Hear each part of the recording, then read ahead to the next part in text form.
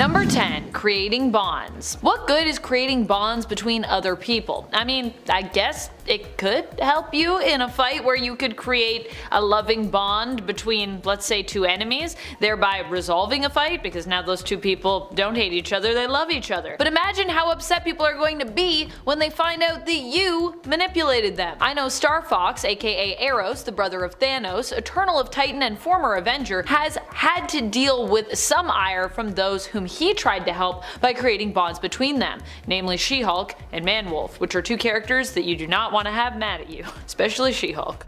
Number 9. Visor required. Optic Blast has to be one of the worst powers out there when it comes to those I would never want to have myself. Why is this? Because for the most part Cyclops can't even control his Optic Blast alone. While he is a trigonometry master and this allows him to very precisely use his abilities, which shows off his skill when it comes to utilizing them in battle, he still needs equipment to even be able to utilize them properly. Generally, Cyclops uses a visor, which he can control thanks to tiny little buttons in his gloves. However, without this or his ruby quartz glasses, Scott pretty much just needs to keep his eyes closed or risk causing a lot of possibly unintentional destruction and chaos. For a long time, Scott couldn't even work up the courage to share with Jean his feelings for her because he felt his mutant powers made him too much of a danger. So that just goes to show you how detrimental those powers can sometimes be.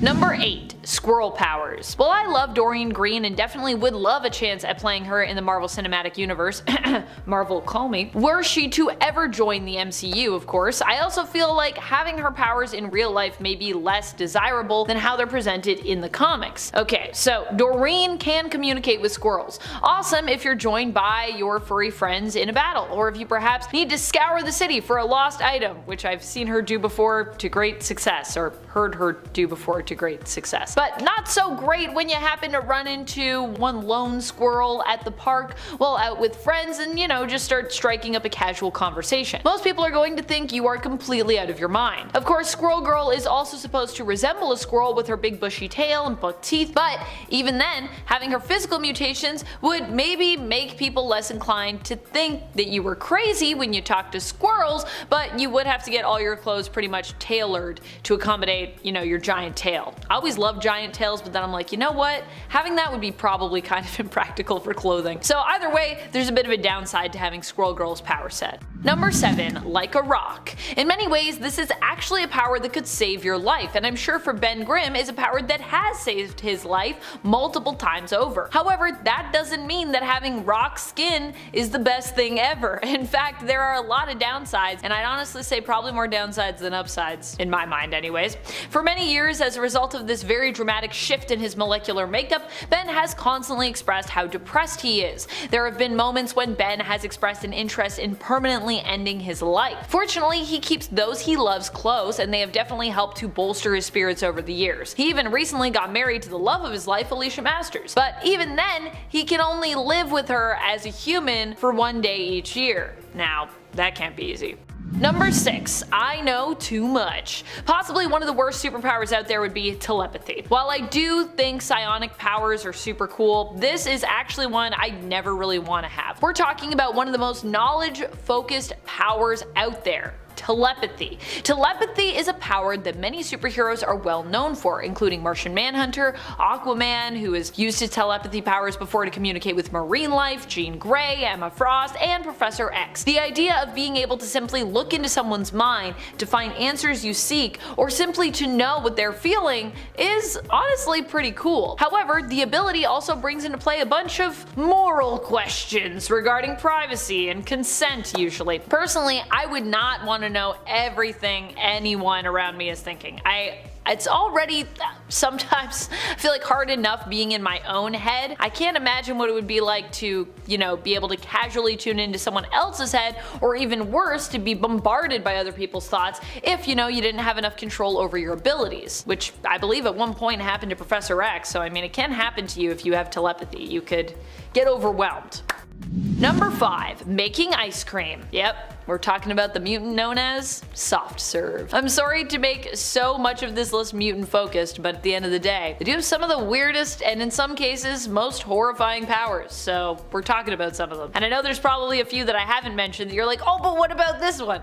There's so many good ones for mutants. Anyways, leave me your favorite worst mutant power down in the comments that would ruin your life. Soft Serve's mutant abilities allow her to basically poop ice cream. She can apparently create almost any flavor and controls which flavor she makes. I feel like there is a lot of potential here for you to get addicted to your own excrement, and for that, I'm ranking this one a little bit higher on this list because that sounds like it would be pretty awkward and terrible. Probably would ruin your life. You'd end up on like one of those reality shows, but you'd be like, but it's fine because my poop is ice cream, so isn't that fine? People would be like, I still think it's weird. No, I still think it's weird.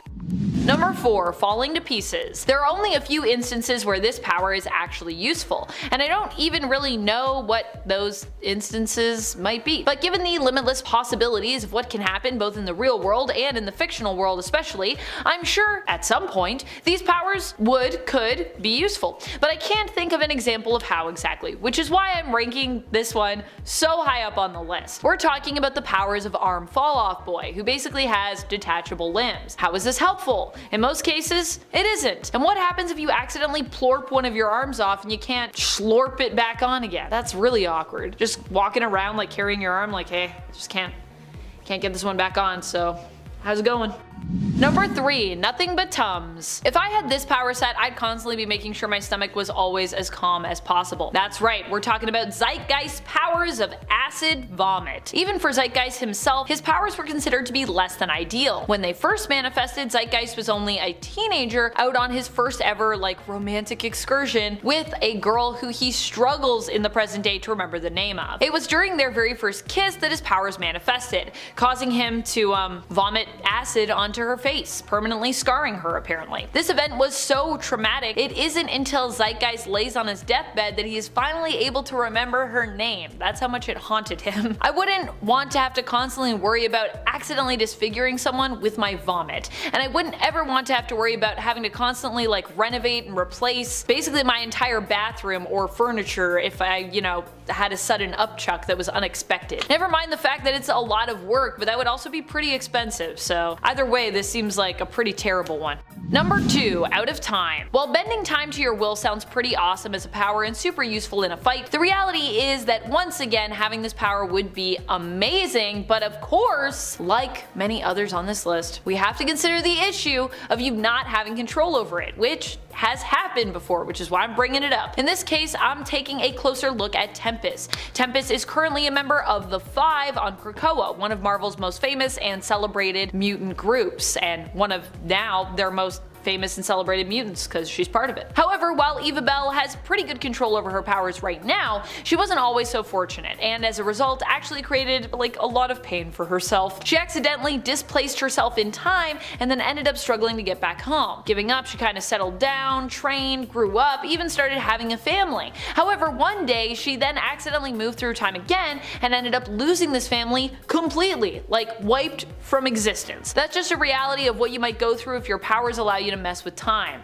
So maybe don't have those powers. Sounds like you're gonna mess up your whole life.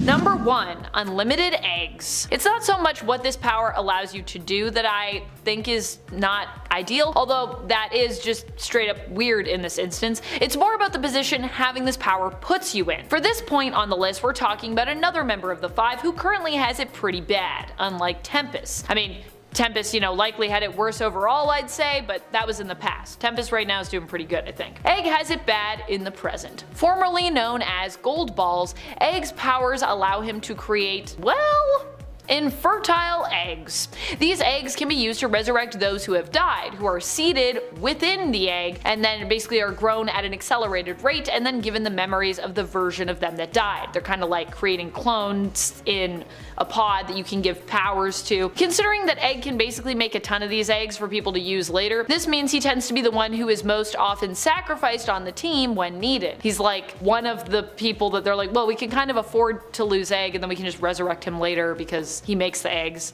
So you basically just have to accept you're probably going to be the person to die all the time. Number 10. Gambit. Remy LeBeau is a powerful and popular member of the X-Men, with the ability to tap into an item's potential kinetic energy, making it a dangerous and explosive weapon. He often uses smaller items, like a deck of playing cards, which he will then throw at his enemies. The only real limit on these powers is that he needs to make direct skin contact with whatever item he's charging, hence the cool fingerless gloves, and the amount of time it takes him to charge the object, with larger objects taking longer. He also has the ability to hypnotically charm people, making them more likely to do what he wants. Before he was a member of the X-Men though, he was a master thief, but he found that he was having trouble controlling his powers, and was worried that he might potentially harm other people. This caused him to seek out the help of Mr. Sinister, who gave Gambit a surgery, removing part of his brain in order to dampen his powers and make them more manageable. Number 9. Captain Atom. Captain Atom was originally a Charlton Comics character, the same way that the Blue Beetle used to be. DC Comics eventually purchased Charlton's collection of heroes, and as a result, he was introduced into the DC universe. In the DC retelling of his origin, Nathaniel Atom was a man sentenced to death for treason. He was offered the opportunity to instead sign up for an experiment designed to test the structural integrity of an alien metal. To test this, they placed Atom in a metal cage and then blasted it with a nuclear explosion. He was vaporized, but much like the Watchmen character he inspired, Dr. Manhattan, he was reformed with the metal now covering his skin. Captain Atom can tap into the quantum field and convert the energy into powerful blasts. He can also generate and manipulate matter, such as when he transformed Green Arrow's arrows into butterflies. Captain Atom has to be very careful with his powers though, as he is essentially a walking nuke. When he uses his upper power levels, he will start to leak radiation, and if his metal skin is ruptured, he risks detonating like an atomic bomb and destroying whatever city he's in. Number 8. Radius. Jared Corbo is a mutant who was raised with his half-brother Adrian in the East Ontario town of Orlew, at an orphanage called Hull House, or as the orphans nicknamed it, Hell House. Unbeknownst to most of the residents, Hull House was actually being operated by the Canadian superhero agency known as Department H, as a way to find and recruit members for their various superhero teams, such as Alpha Flight. Sometimes they waited until the orphans were of age, and sometimes they would have them adopted by the department so that they could participate while being underage. Which sounds bad, but when you think about it, isn't that different from what Professor X is doing. Jared's mutant powers allow him to create a force field, which he is incapable of shutting off. While this protects him from harm, it also means that he can't touch or be touched by others, and is even unable to effectively shower, and can't eat without wearing a special eating filter which converts the food to a form that can get through the field, allowing Jared to get the necessary nutrients he needs to survive. Number 7. Iska the Unbeaten. Iska is thousands of years old and is the sister of Genesis, who is the wife of Apocalypse. She is a hardened warrior who respects power and strength, like the other mutants of Arakko, and her powers reflect this. Iska's power is tychokinesis, which is the power over luck and probability, but specifically, her power means that she cannot lose, or the better way to say it is that she always wins. This includes one-on-one contests, votes, and wagers, but also larger battles where she is a member of a team or army. In contests of skill, her power, including some limited shape-shifting, gives her the talents she needs to win, or she might just win through improbable circumstances. So far it sounds pretty good. Always winning is so good it just sounds like ridiculous and lazy writing. But it also means that in larger battles or wars, her powers weigh the probability of the two sides and make her defect from the losing side and join the winning side, even if the losing side was composed of those she truly cared about. Meaning that even though she still technically won, she betrayed her closest friends and allies. So she has a great power, but no control at all on how it manifests. Number 6. Black Bolt. Blackagar Boltigan made his first appearance in Fantastic Four number 45. He is the Inhuman King, who when exposed to the mutagenic Terrigen Mist, was granted power of an incredible level. even for an inhuman. His power comes from his voice, with even the smallest whisper being capable of rocking a battleship. This power was discovered when he was just a baby, and in order to protect his community, he was kept away from society until he was 19, in order for him to try and learn to control his powers. When finally let into society, he saw a Kree warship which he brought down with his voice. Unfortunately, the ship landed on the local government officials, including his parents, and he accidentally became the leader of the Inhumans at age 20. He is really good at not speaking now, as he knows all too well how little control he has over his powers and their effects on others. Number 5. Radioactive Man. Not to be confused with the Simpsons superhero whose goggles do nothing, or with the DC Comics villain. We are talking about the Marvel hero known as Radioactive Man. Making his debut in Journey into Mystery number 3 in 1963, Chen Lu is a nuclear physicist who exposed himself to small amounts of radiation at a time until he was able to build up a powerful immunity to it, as well as the ability to manipulate it to his benefit. However, he is unable to stop being radioactive, and therefore he can't be around anyone without giving them radiation sickness. He's able to mitigate this to an extent with the use of a containment suit, but this only works for a limited amount of time. This was a constant issue for the character, but later issues later retconned his abilities so he was able to have greater control of his powers, allowing him to not give all of his friends cancer. Number 4. Rogue. Anna Marie first appeared in Avengers Annual number 10. She was raised in a hippie commune in Mississippi with her close friend Cody Robbins. One day, Cody decided that it was time to shoot his shot with Anna Marie. Proving that the whole "the worst she could do is say no" thing is a bit inaccurate, when Cody and Anna made direct skin contact, her mutant powers drained him of his life force, leaving him in a permanent coma. She eventually found a way to make this power work for good when she joined the X-Men, and she got more powers once she made contact with Carol Danvers. But overall, Rogue is unable to control her draining powers and is forced to wear gloves at all times in order to avoid making direct contact with anyone who she could accidentally hurt. Number 3. Friendly Fire. Friendly Fire is a member of Section 8 who has the ability to shoot powerful energy blasts out of his hands that deal devastating damage. Unfortunately, as his name suggests, he is totally incapable of hitting what he is aiming at, and instead always ends up hitting his teammates. This has led to a couple of deaths of Section 8 members, but the worst death has got to be the one that occurred when the team went up against the mini-angled ones. These strange visitors attacked the team, easily dispatching team members like Jean de Baton Baton and Dog Welder. Friendly Fire realized that it was up to him, and he had to come through for his friends. As he put it, "I gotta do it. Just this once. Gotta hit what I'm aiming at. Can't let my buddies down. Must hold the power." He unleashed the full force of his blast and blew his own head off, barely being able to utter the word crap before dying. Number 2. Infectious Lass. First appearing in Superboy number 201, Drura Sept from the planet Somatur is part of an alien race whose bodies play host to a variety of different microorganisms. The people of her planet are able to play host to these bacteria without suffering any ill effects, but they were able to infect the people around her. This sounds like it could have some potential for a superhero power, the ability to unleash germ warfare on your enemies. But unfortunately, Infectious Lass is unable to control who she infects, and is just as likely to infect any of her allies as she is her enemies. She tried out for the Legion of Superheroes, but was denied membership as she was deemed more of a risk to the Legion members than an asset. Number 1. The Hulk. When Bruce Banner was accidentally caught in the blast radius of his experimental gamma bomb, he underwent a startling metamorphosis. Whenever he becomes angry or outraged,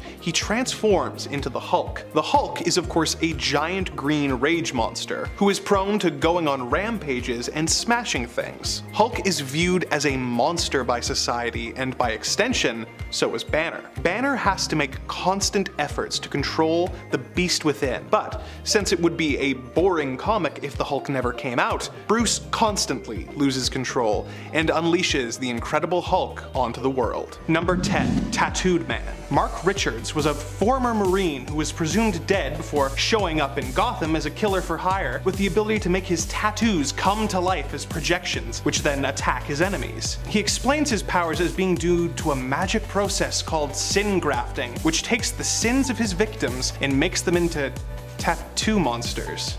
Now, that's comic booky and fun, but that's also incredibly vague. Why are sins turning into tattoos? Which sins are worth a tattoo monster? I don't know, it's just weird to me that none of the heroes or villains he comes across ever seem to ask any follow-up questions. Number 9. The Fisherman. Fisherman is an Aquaman villain who often works as a smuggler, running weapons to Atlantean rebels and using trained dolphins to run drugs into France. He uses a large fishing pole with super strong fishing line to attack and tie up his enemies, as well as a series of specialized lures that blow up or shoot gases at his enemies. Dumb, but pretty straightforward. What makes him so confusing is that it has since been revealed that his helmet is actually a sentient parasite that takes over their host's mind and makes them commit fishing-related crimes. Kind of like if Venom was a retired dad. What I don't get about this is why would a parasite give its host the ability to be good at fishing?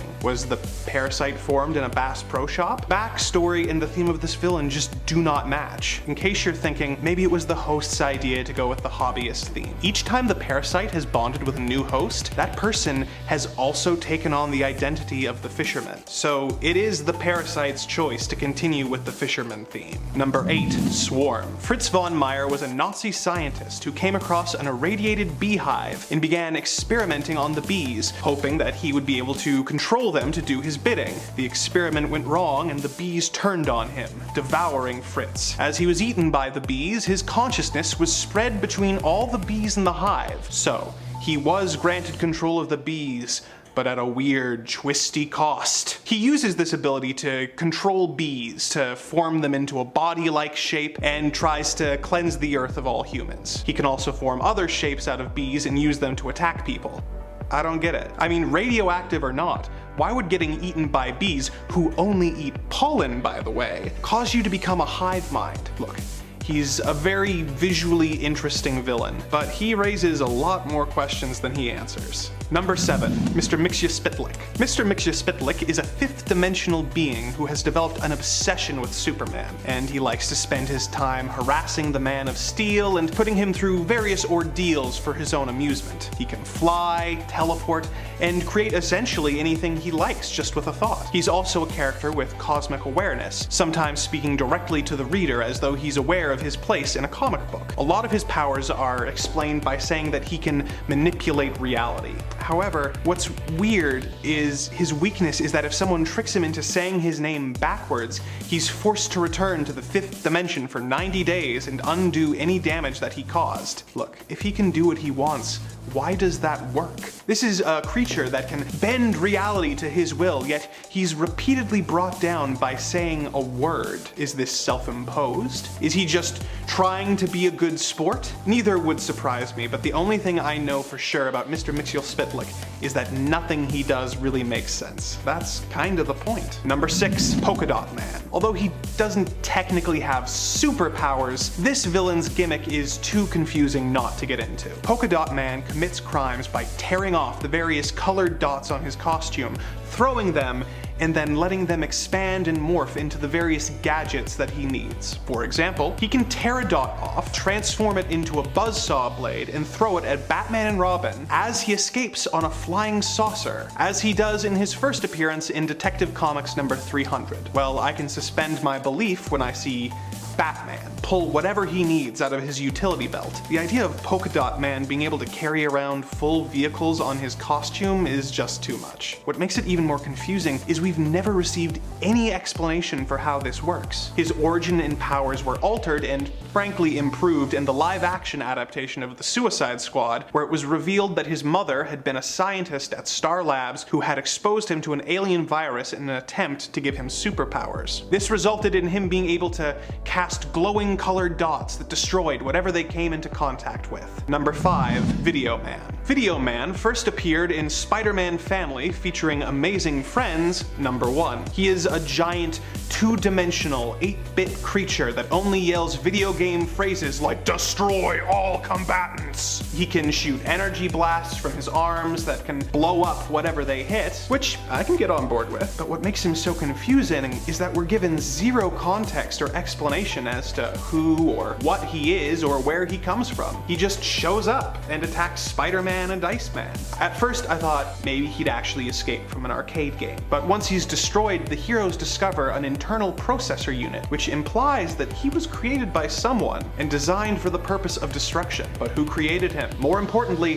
how did they create him? Will we ever find out in another appearance? No, because he never showed up again. Number 4. Hammerhead. Former mob hitman who was critically injured on a job gone wrong. Hammerhead was taken into surgery and given a steel alloy plate, which gave his head its distinctive odd appearance. Although this barely qualifies as a power, he is known to attack his enemies by literally charging headfirst into them. He regularly smashes his head into walls and takes blows to the head from Spider-Man, seemingly brushing them off due to the metal plate on his head. This makes no sense if you know anything about how concussions work. In extremely basic terms, a concussion is caused when your head gets hit and your brain bangs against the inside of your skull, thus damaging your brain. So, even if the steel plate prevents Hammerhead's skull from breaking, the sudden shock of smashing into a wall or taking a punch from a superhero with the proportionate strength of a spider would still cause him severe brain damage. It's why football players get concussions despite wearing helmets. Even once Hammerhead's brain was transferred into an adamantium skeleton by Mr. Negative, this same weakness would remain, as unlike vibranium, adamantium does not absorb the force of a blow. Number 3. Ruby Thursday. For some reason, Thursday Rubenstein thought it would be a good idea to replace her head with a red orb that can reshape itself into dangerous tentacles and spikes. She used these abilities to fight the Defenders as a member of the head-themed supervillain group known as the Headmen. Other abilities of the big red candy apple she calls a head are the ability to fire energy blasts and explode and reform. When concentrating really hard, she can also make the head take the form of a normal red-headed woman. Now, clearly nothing about Ruby Thursday makes sense, but this is the thing that really makes me scratch my head. Why is it harder for her to make the orb look like a head than it is for her to make it explode and reform? Come to think of it, why didn't she just make the head look normal to begin with? Number 2. Bizarro. A Superman villain with several different origins, sometimes being a clone, sometimes being from an alternate dimension, and sometimes being a duplicate created by the Joker when he had the ability to alter reality. Bizarro's deal is that he's the opposite of Superman in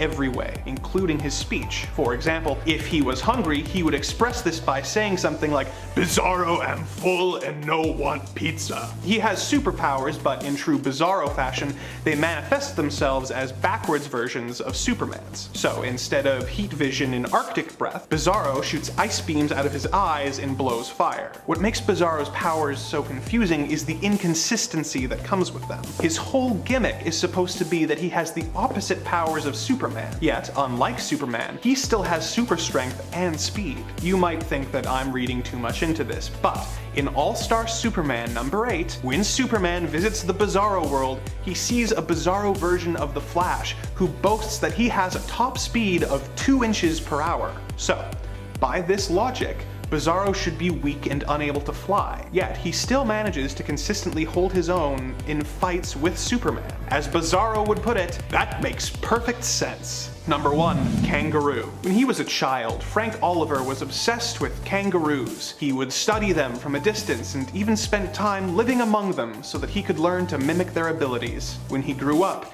he became a criminal who used his jumping abilities to commit robberies and then leap away like a kangaroo. Although he was later given augmentations that heightened his abilities, in his first appearance in Amazing Spider-Man number 81, he's just a normal human who can jump like a kangaroo. That's a bit far-fetched, even for a comic book. But let's give him the benefit of the doubt and say that he studied kangaroos so well that he learned to jump just as well as them. It still doesn't add up. Let's crunch some numbers. A kangaroo can leap a distance of about 25 feet, which is undeniably impressive. Now, the long jump world record is around 29 feet, so it is conceivable that a human could accomplish that. However, the maximum height a kangaroo can jump is 6 feet, yet in his first appearance, we see Frank consistently and easily leaping at least 15 feet high. For reference, the current high jump world record is just over 8 feet. That would be impossible for a kangaroo, let alone some regular Australian dude.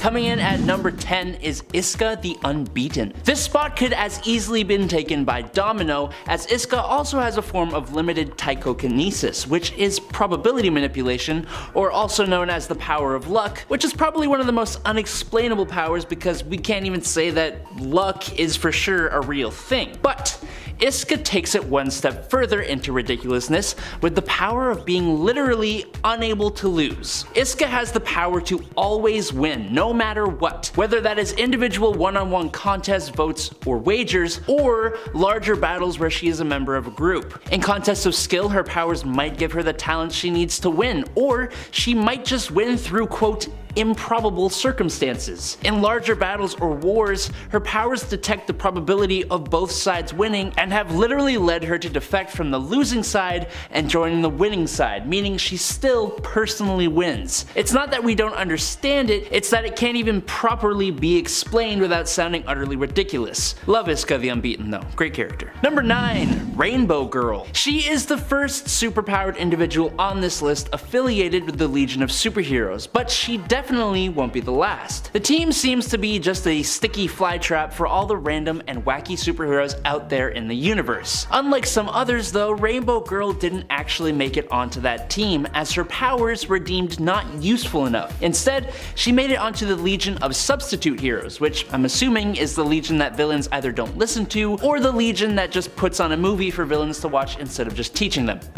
Biting them. Anyways, why is Rainbow Girl useless? Well, she can harness the emotional spectrum. Red for rage, orange for green, yellow for fear, green for will, blue for hope, indigo for compassion, and violet for love. But unlike the Lanterns, she has no ring to use the power through, and she cycles through the colors impulsively, meaning it leads to terrible mood swings. Number 8, Legion. David Haller was living in Paris with his mother when her home was invaded by a assassination team. They took out David's stepfather before his eyes, which kicked off his latent psionic powers, which he used to incinerate the brains out of the assassins. However, as he did so, he made telepathic contact with each of his victims, thus experiencing their thoughts and emotions as they died, which, as you can imagine, deeply affected David, forcing him into a catatonic state. The consciousness of the leader of the assassins, Jamail Karami, was absorbed and merged into David's mind. The terrible trauma that David had suffered had splintered David's personality into multiple alters, with each of these alters controlling a different psionic power. Because of this, Legion is an Omega level mutant able to create spontaneous mutations of different kinds that are accompanied by new personas or alter egos to govern each one of these new mutations. Now, David himself stated that he had in his mind 200 Omega level split personalities, but the X-Men Rogue stated that while she was inside Legion, she was connected to thousands of types of powers, and there were more, quote, being born all the time. How this works, I have absolutely no idea, but it does, and he is scary. Number 7, Matter Eater Lad. Honestly, Tenzil Kem's power, one shared by his whole race, gives me more questions than it gives me answers. Matter Eater Lad's main shtick is that he can eat any substance of matter in any form, solid, liquid, or gas, in any amount at super speed. Bismalians, which are his race, come from a planet where over time microbes made regular food inedible. In turn, their species evolved to be able to eat any form of matter thanks to producing a variety of digestive enzymes that act on specific substances, making them easier to chew and digest. Bismalians can also metabolize food almost instantly, and if they gotta, they can consume tons of food in minutes. So where I am left confused is exactly where all that stuff stuff goes. Not to get like too into it here, but what's Tenzel's bathroom situation like? Also dental. I'm assuming their teeth are of a denser material than human teeth. One Bismolian who was part of the Yellow Lanterns ate people, which caused him to get his teeth removed as punishment, but he then had those replaced with Bismolian steel, allowing him to bite through almost anything. So my question is, could he not bite through anything before? Also, if Tenzel eats a whole asteroid, which he has done before, where does he poop? I just have so many questions and like no answers. I would just one answer. Number 6, the Flash. Wally West is easily the fastest of all the speedsters out there. He has an almost spiritual connection to the Speed Force that allows him to do a great number of things, from traveling time to creating electrical energy constructs. Thanks to a heart condition, Wally has even been able to freeze time, which basically allows him to move at super speed without actually moving at super speed. And if you can explain exactly how that works to me, I will give you $1 single. That's all I got. The Speed Force is basically time, the representation of reality in motion, being the very cosmic force that pushes space and time forward. So how is it that people can hold chunks of it, or create lightning constructs with it, or absorb speed and momentum from other people or things? As a concept for time and a cosmic force, it is really hard to both wrap your head around it and explain the Speed Force and all the things that speedsters like Wally West and Barry Allen are able to do with it. You kind of just have to accept that this is what it is. Number 5, the Hulk. Everyone knows Hulk's ability to turn into a big old green monster and rip things apart with a strength that increases based on his anger. But what many of you may not know is that Hulk actually possesses a much more subtle ability to see astral projections and ghosts and even interact with them if he chooses. Hulk's astral form perception has come in handy when working with Doctor Strange as a defender. But why does Hulk have this ability? Well, Bruce Banner subconsciously feared his father's ghost would come back to haunt him, like literally come back to haunt him. And so the Hulk just developed this mechanism to allow him to look out for that ghost, and I guess other ghosts as well. There isn't really more to it. Hulk just developed the ability that is something usually reserved for telepaths. For the super intelligent Bruce Banner, it would make a bit more sense, but it's been suggested that for Bruce, the clarity of the astral forms is diminished when compared to the telepathically resistant Hulk's ability to view them. With Immortal Hulk and the connection to the One Below All, perhaps that could serve as some kind of fan explanation, but we don't have a real one, so no. Number 4, Jin Genie. Jin Genie was a mutant, but unlike almost any other mutant ever, her powers were directly dependent on how much alcohol she consumed. Becca Parker had the power to generate seismic vibrations proportionate to her amount of alcoholic intake. As you can imagine, being intoxicated in order to use your superpowers can be rather interesting. It seems like one of those things you should add to the list of things you shouldn't do while under the influence. Like, don't drive, don't operate heavy machinery, don't use your superpowers to cause seismic vibrations. That kind of thing. Unfortunately, we do not get to see her use her powers that much, or get an explanation for why alcohol fuels said powers, because Jin Genie is de-lifed in the same comic that she was introduced in. X-Force number 116 in July 2001. Number 3, Superman. Back in the day, while Superman was a fairly new being, he would kind of have whatever superpower he wanted / needed at the time, until eventually his set table of powers was established. But there is one new power that appeared in 1958, Superman number 125, where Superman learned to fire a tiny version of himself out of his hands. After discovering a tiny spaceship that blows up in his face, Superman loses all of his abilities minus, interestingly, his invulnerability. Luckily, he gained the ability to literally fire a doll-sized version of himself out of his hand that had all of his powers and would go and beat up criminals or melt icebergs. What's hilarious is that Superman even got jealous of the little mini him. When a guided missile was on its way to the Eiffel Tower, he sent out his little buddy and an onlooker shouted,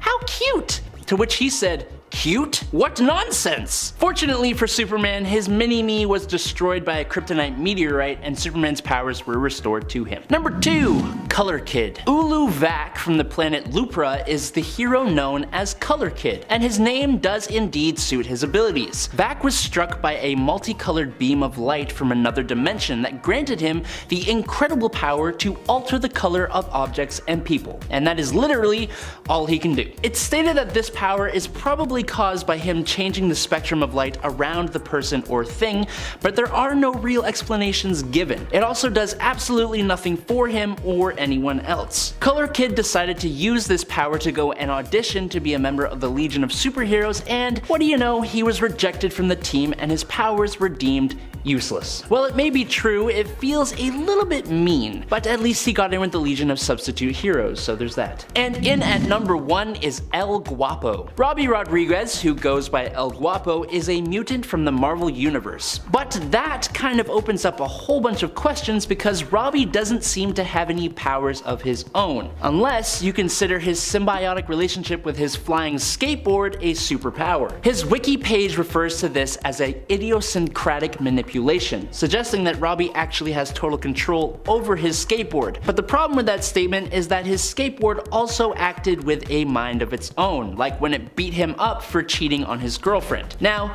an argument could be made that perhaps it's his own subconsciousness beating himself up for doing the wrong thing, but that's just a me theory, and Marvel did not state this to be true or even explain his ability at all, really. It's not telekinesis, and the board seems to have a mind of its own. I don't know, you tell me what you think. Number 10, Luktuka the Knower. Luktuka is a strange new character who I kinda love. Their powers are very interesting and unique. Luktuka in essence knows the location of everything and anything. Being considered as an Omega level mutant, as so many are in Arako who sit on the Great Ring, Luktuka resembles a night sky, looking like a sheet covered in stars with fabric that's made up from the cosmos. So cool. Luktuka's powers also might not seem so great in the sense that, you know, spatial awareness, while useful, isn't exactly considered powerful even when it's on a cosmic and universal scale, possibly even multiversal. Although the amount of times I've put down my phone and not known where it is, when it's even in my hand, I feel like having someone that you could just be like, yo, where's my phone? And they could be like, oh, it's right there.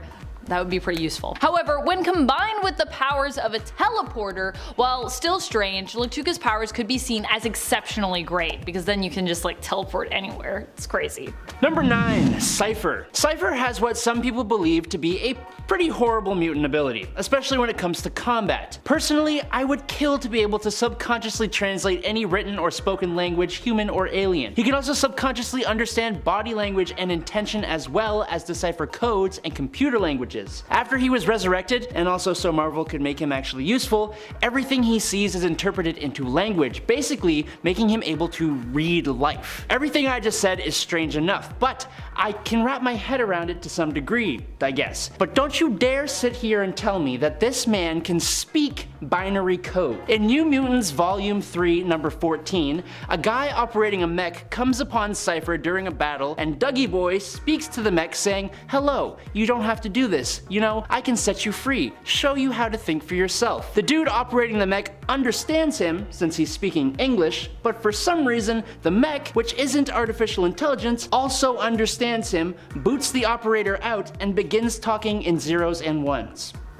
What? Number 8, Manifold. If you thought Luktuka was an interesting character, wait till you hear about Manifold. Although with Luktuka being newer, you may already know of Manifold, because Manifold's been around for a while. But do you know how exactly his powers work? That is what is so cool, but can also be kind of confusing. Manifold is seen as a massively powerful teleporter, but the interesting thing is he actually isn't. I mean, he is really powerful, but he's not technically a teleporter. Instead, Eden Vesey's mutant powers are based in communication, specifically communication with space. He is considered a universal shaper who can basically communicate with the universe over 616 and ask it to bend and fold for him, which is how he appears to teleport himself and others such great distances.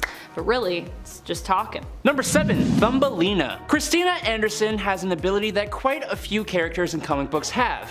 That would be the ability to shrink. Thumbelina can reduce herself down to about 1/4 of an inch tall. That ability is perfectly fine in my eyes. Like I said, lots of characters can do this. My problem with Thumbelina, and also some other shrinkers, is how the heck do they retain their full-size strength when they get smaller? Or in Thumbelina's case, how the hell does she get stronger when she shrinks? I'm sorry to try and bring physics into any debate about superheroes and their various powers, but it makes absolutely no sense in the laws of physics that someone who is smaller can be more strong than they were when they were regular size. Ants, for example, if they were the size of a person, they would be insanely strong, as they are able to carry 20 times their body weight. So that's like an average person being able to carry like a small SUV or something. But since ants are so damn small, that means they can carry like a leaf or something. Thumbelina should not be able to knock someone out when she is a quarter of an inch tall. I'm sorry, that's all I gotta say. Number 6, Iska the Unbeaten. Iska's powers are really cool, don't get me wrong, but how does it work exactly? I feel like we still have a lot of exploring to do with this character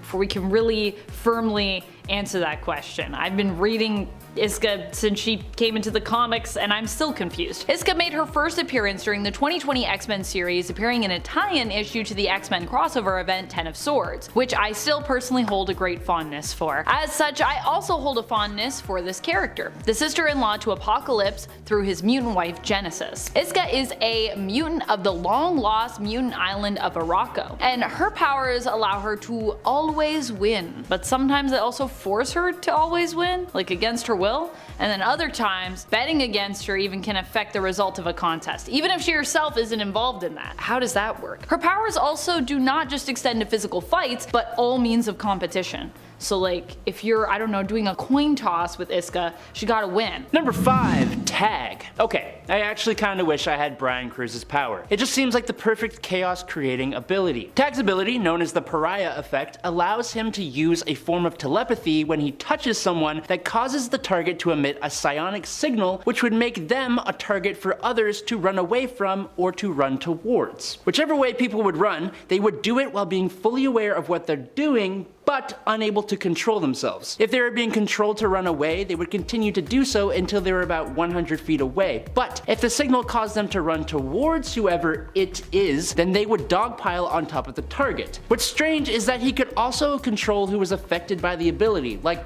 how? He only made one person it, so how does he decide who runs away and who doesn't? He could also make whoever was it run away from themselves. So in other words, they would just run uncontrollably and in random directions, which is actually kind of hilarious. He also would always say, "You're it," which is kind of misleading because that person can't tag someone else to make them it, which is kind of unfair as well. So. Number 4, Dupe. Ranking a little lower for me because he's not necessarily a mutant maybe, is Dupe. Dupe is a creature who often is lumped in with the mutants, but maybe isn't one? We don't really know what Dupe is, never mind his power set. Dupe is basically an unstoppable force and has been implied to be a mutant, an alien, a mutant alien, or something else entirely. As of right now, his origin is classified on his own wiki with him being an artificial being, which really doesn't help to clarify anything. If he is a mutant, and I'm not saying conclusively that he is or that he isn't, as I still feel like his origin in general can be really contested at this point, his powers really are hard to classify. It's kind of like he's an old school superhero in the sense that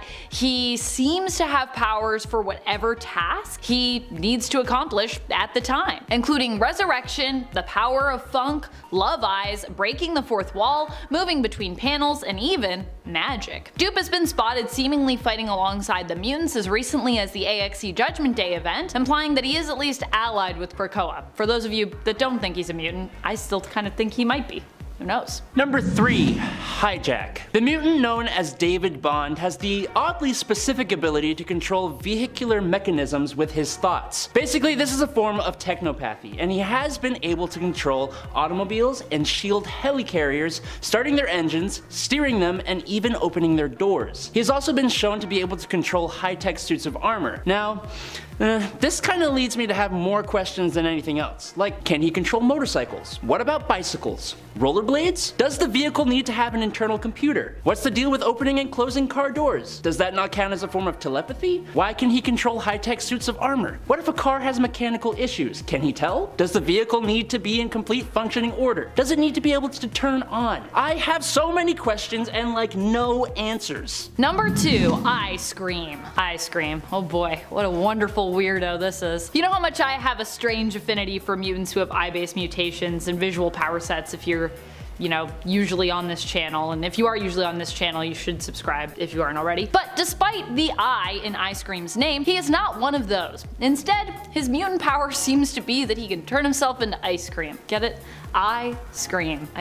He's only appeared once, I believe, in the comics, making a singular appearance in a strange comic in and of itself from Marvel, Obnoxio the Clown, issue number 1. In this weird single issue, Obnoxio is a clown and he's employed to act as entertainment for a surprise birthday party at the expansion that is being hosted for young X-member Kitty Pryde. While this is going on, Ice-Cream, a villain, also appears and sneaks into the mansion, hoping to coordinate a stealthy attack on the X-Men. Instead, he ends up attempting to get Obnoxio out of the way, which he kinda succeeds in, only to later be captured in a block of ice, because he can turn into ice cream. What I want to know is, what was Ice-Cream's plan of attack with his power set? Is anyone on the main team featured here lactose intolerant? Was that his plan? I have to know.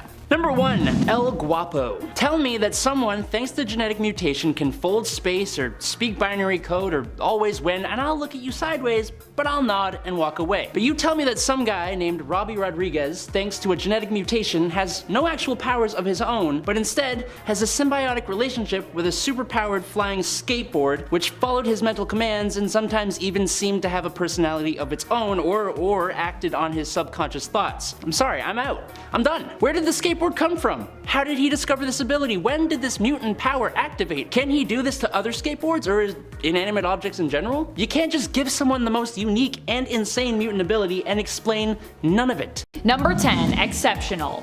Bailey Hoskins is known for being the worst X-Men ever, probably because his powers are pretty lackluster sounding, but managed to pack a pretty big bang when they do get used. Bailey's powers involve self-detonation, but the only thing is that activating his powers will actually also result in his death, meaning he can only use them once and doing so will kill him. However, he does end up doing this, and in doing so saves the world, or at least a world. His good friend and teammate Miranda has reality warping powers that are extremely powerful, propelling her into her own classification of mutant even, in terms of power level. But even then, this time around, it seems Miranda can't seem to interfere in this world at this time. It seems she needs some help from Bailey, and in sacrificing himself, he not only saves the world, but also seemingly helps Miranda to fix it and set it right again.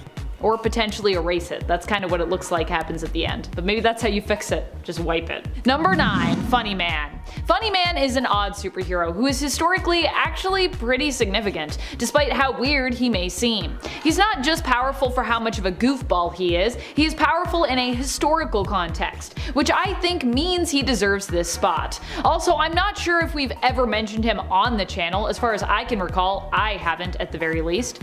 Funny Man was a creation of Jerry Siegel and Joe Shuster, after they both left DC and began what would become an epic and long-time legal dispute over the rights to Superman, not feeling they were being fairly paid their dues. And for those who don't know, Jerry Siegel and Joe Shuster are the ones that created Superman. Siegel especially was passionate about getting the rights to their character back. After leaving DC, they reconnected with former DC editor Vin Sullivan, who had started up his own comic book company, Magazine Enterprises. Jerry and Joe tried to create the magic of Superman again, but this time by teaming up to make something entirely different and new, Funny Man. Celebrating their love of comic book pranks and humor, Funny Man was comedian Larry Davis, who after a publicity stunt gone wrong, ends up actually catching a real-life criminal, and decides to become a bona fide superhero, using his jokes and funny pranks to apprehend and stop criminals. A wacky idea that sadly did not end up panning out in the end for Jerry and Joe, as the character only lasted 6 issues. Funny Man didn't have any powers, but he was miraculously and comically good at stopping villains with his antics, and sometimes even doing this completely by accident. Number 8. Dead Girl.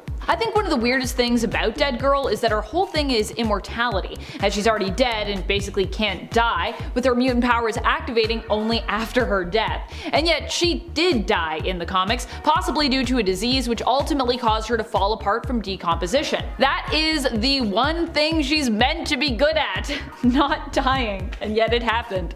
Because she's technically already dead. Fortunately, that didn't stop Dead Girl from going on adventures, and she currently still is doing so, even despite dying. Joining the newly reformed Static X as they battle against Zeitgeist Team, excellent. Dead Girl's power allows her to reanimate herself, parts of herself, and to communicate with ghosts and even temporarily resurrect the dead. Number 7. Moon Girl and Devil Dinosaur. Moon Girl and Devil Dinosaur make for a great pair, especially as Moon Girl's power set allows her to swap her consciousness with Devil Dinosaur's consciousness. An oddly specific but super powerful ability. Moon Girl, aka Lunella Lafayette, actually has inhuman lineage and gained her abilities after undergoing Terrigenesis. Aside from that, she is also a super genius, and despite her young age, is likely one of the most brilliant and gifted minds that we have in the Marvel Universe. Also, when we're talking about weird power sets and weird heroes who are also super powerful, Moon Girl really fits the bill, as even outside of being a superhero, she's identified as a kind of oddball her entire life. In fact, she was super nervous about undergoing Terrigenesis because of this. Although she has embraced her weirdness, she was worried that this would just be another thing that would make her stand out more and turn her into even more of a freak than she already was.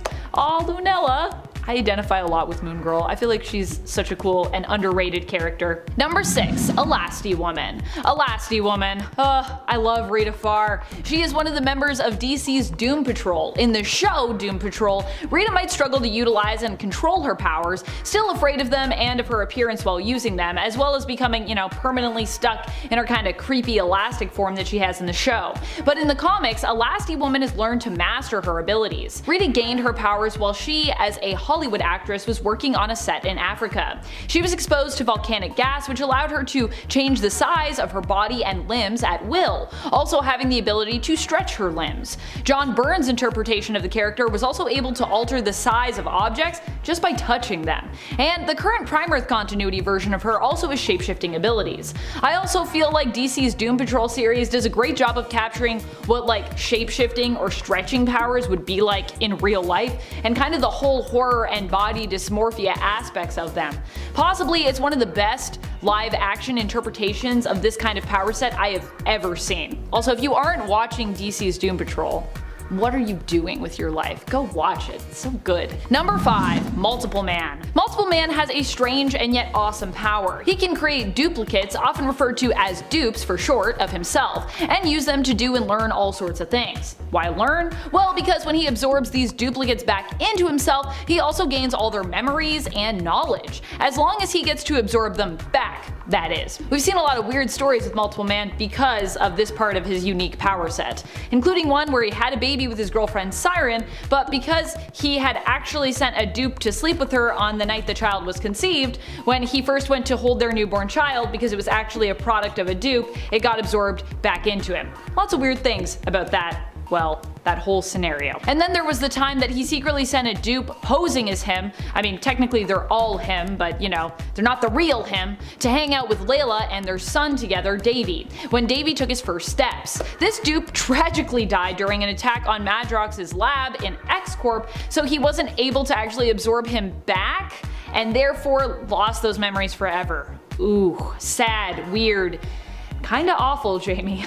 I love when people are always like, man, Jamie, why are you always sending dupes to hang out with me? And Jamie's response is just like, I mean, technically the dupes are me, so you're just hanging out with me. Number 4. Crazy Jane. Crazy Jane is a member of the Doom Patrol, and honestly, that is a great team to look at if you want to find some superheroes who are actually quite powerful but also just wonderfully weird. Jane is no exception to that rule. She's kind of like Marvel's Legion, who appeared only a few years before she made her debut over at DC Comics, first appearing in Doom Patrol issue 19 of the 1987 series, created by comic book writing legend Grant Morrison and masterful artist Richard Case.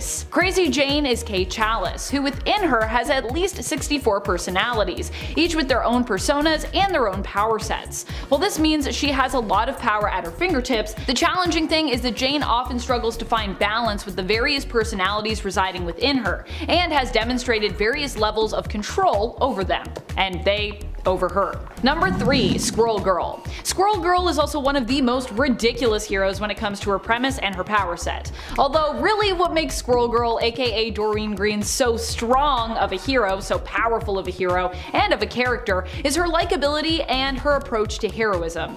She has a tendency to beat villains by befriending them and persuading them to stop their devilish and deadly plots. Although she has also summoned an army of squirrels in the past to help her take down even even some of the most famous and notorious villains, like early on in her career when she handily and embarrassingly defeated Dr. Doom. Squirrel Girl has also faced off and defeated the likes of Thanos and Galactus as well. I love Doreen Green. I want to be Doreen Green. She's so great. Number 2, Metamorpho. Probably one of the strangest but also most powerful heroes out there is Metamorpho. Metamorpho made his first appearance back in 1965 in The Brave and the Bold issue 57, and has also been known as the Element Man in comics. He has a very unique and interesting power set that allows him to transform his body or parts of his body into any element. This also gives him a pretty unique look as well. Metamorpho isn't the only hero to exhibit these powers though. At one point we also had Element Girl, whose story ended up turning quite bleak in the end, I must say. She assisted Metamorpho on some of his adventures, and maybe if we do a part 2, I will tell you some more about her on that list. Number 1, Dupe. By far the strangest, yet kinda in a weird way most OP characters of all time from Marvel has to be Dupe. Okay, so he's at the very least the most strange, even if you don't agree that he's the most OP. And now we have his evil counterpart, Pood, in Excellent. Oh boy. Dupe is pretty powerful because he has some fourth wall shattering level of awareness and is able to actually move between panels in comics, existing not just within the pages panels, but also moving into the borders and margins of that page as well, which I think is pretty wild. He's also demonstrated some powerful magical abilities as well as super strength, speed, durability, and even the power to resurrect, without the help of the Five no less. Yeah, because Dupe is also like associated with mutants, even though I don't really know if we've clarified if Dupe is actually a mutant, but he's definitely mutant adjacent at least. Number 10, 3D Man. Okay, we're gonna start this one out on a trippy note. Meet Charles Chandler. He entered Marvel Comics back in 1977 in Marvel Premiere issue 35. He's an American test pilot who got his powers from radiation after an explosion while escaping Skrulls. Now, Charlie was consumed by radiation and his brother Hal had to witness the entire thing. Super tragic. Now, the explosion imprinted an image of Charlie onto Hal's glasses. So now if Hal focuses hard enough, he can project Charlie back into existence as this man, this 3D man. Now Hal would fall into a coma when this happens, and over time the brothers would swap on who's actually controlling the 3D man. Mind you, the 3D man is 3 times stronger than the average human being, but he's also 3 times as confusing, because none of these powers should make sense in any way. Number 9, Stone Boy. Dag Wentham is not from Earth, first of all. He's actually from the planet Zwen as a member of the Legion of the Substitute Heroes. He made his DC Comics debut with Adventure Comics issue 306. He comes out of the gate hot. He comes out confident. He calls himself Stone Boy because he can turn himself into solid stone. But the Legionnaires said my power was too static and would accomplish nothing positive. Watch me change. I mean, we didn't need the last 80% of that, but they're also not wrong. Your powers are amazing, but you can't really do much. He just turns to stone. The team uses him by dropping him as a stone on the head of their enemies. That's like when you're playing Smash Bros and your friend picks Kirby and all they do is just float above and then smash down on you. You're like, really? Can we just fight? I'm that person, I'm that friend. So this ability came because his homeworld would rotate so slowly that the nights are a half of a year long. So they evolved super suspended animation. Hypnotic suggestion is the reason he can wake up, but how does any of this even happen? It's not even explained. Does it hurt? Is it itchy?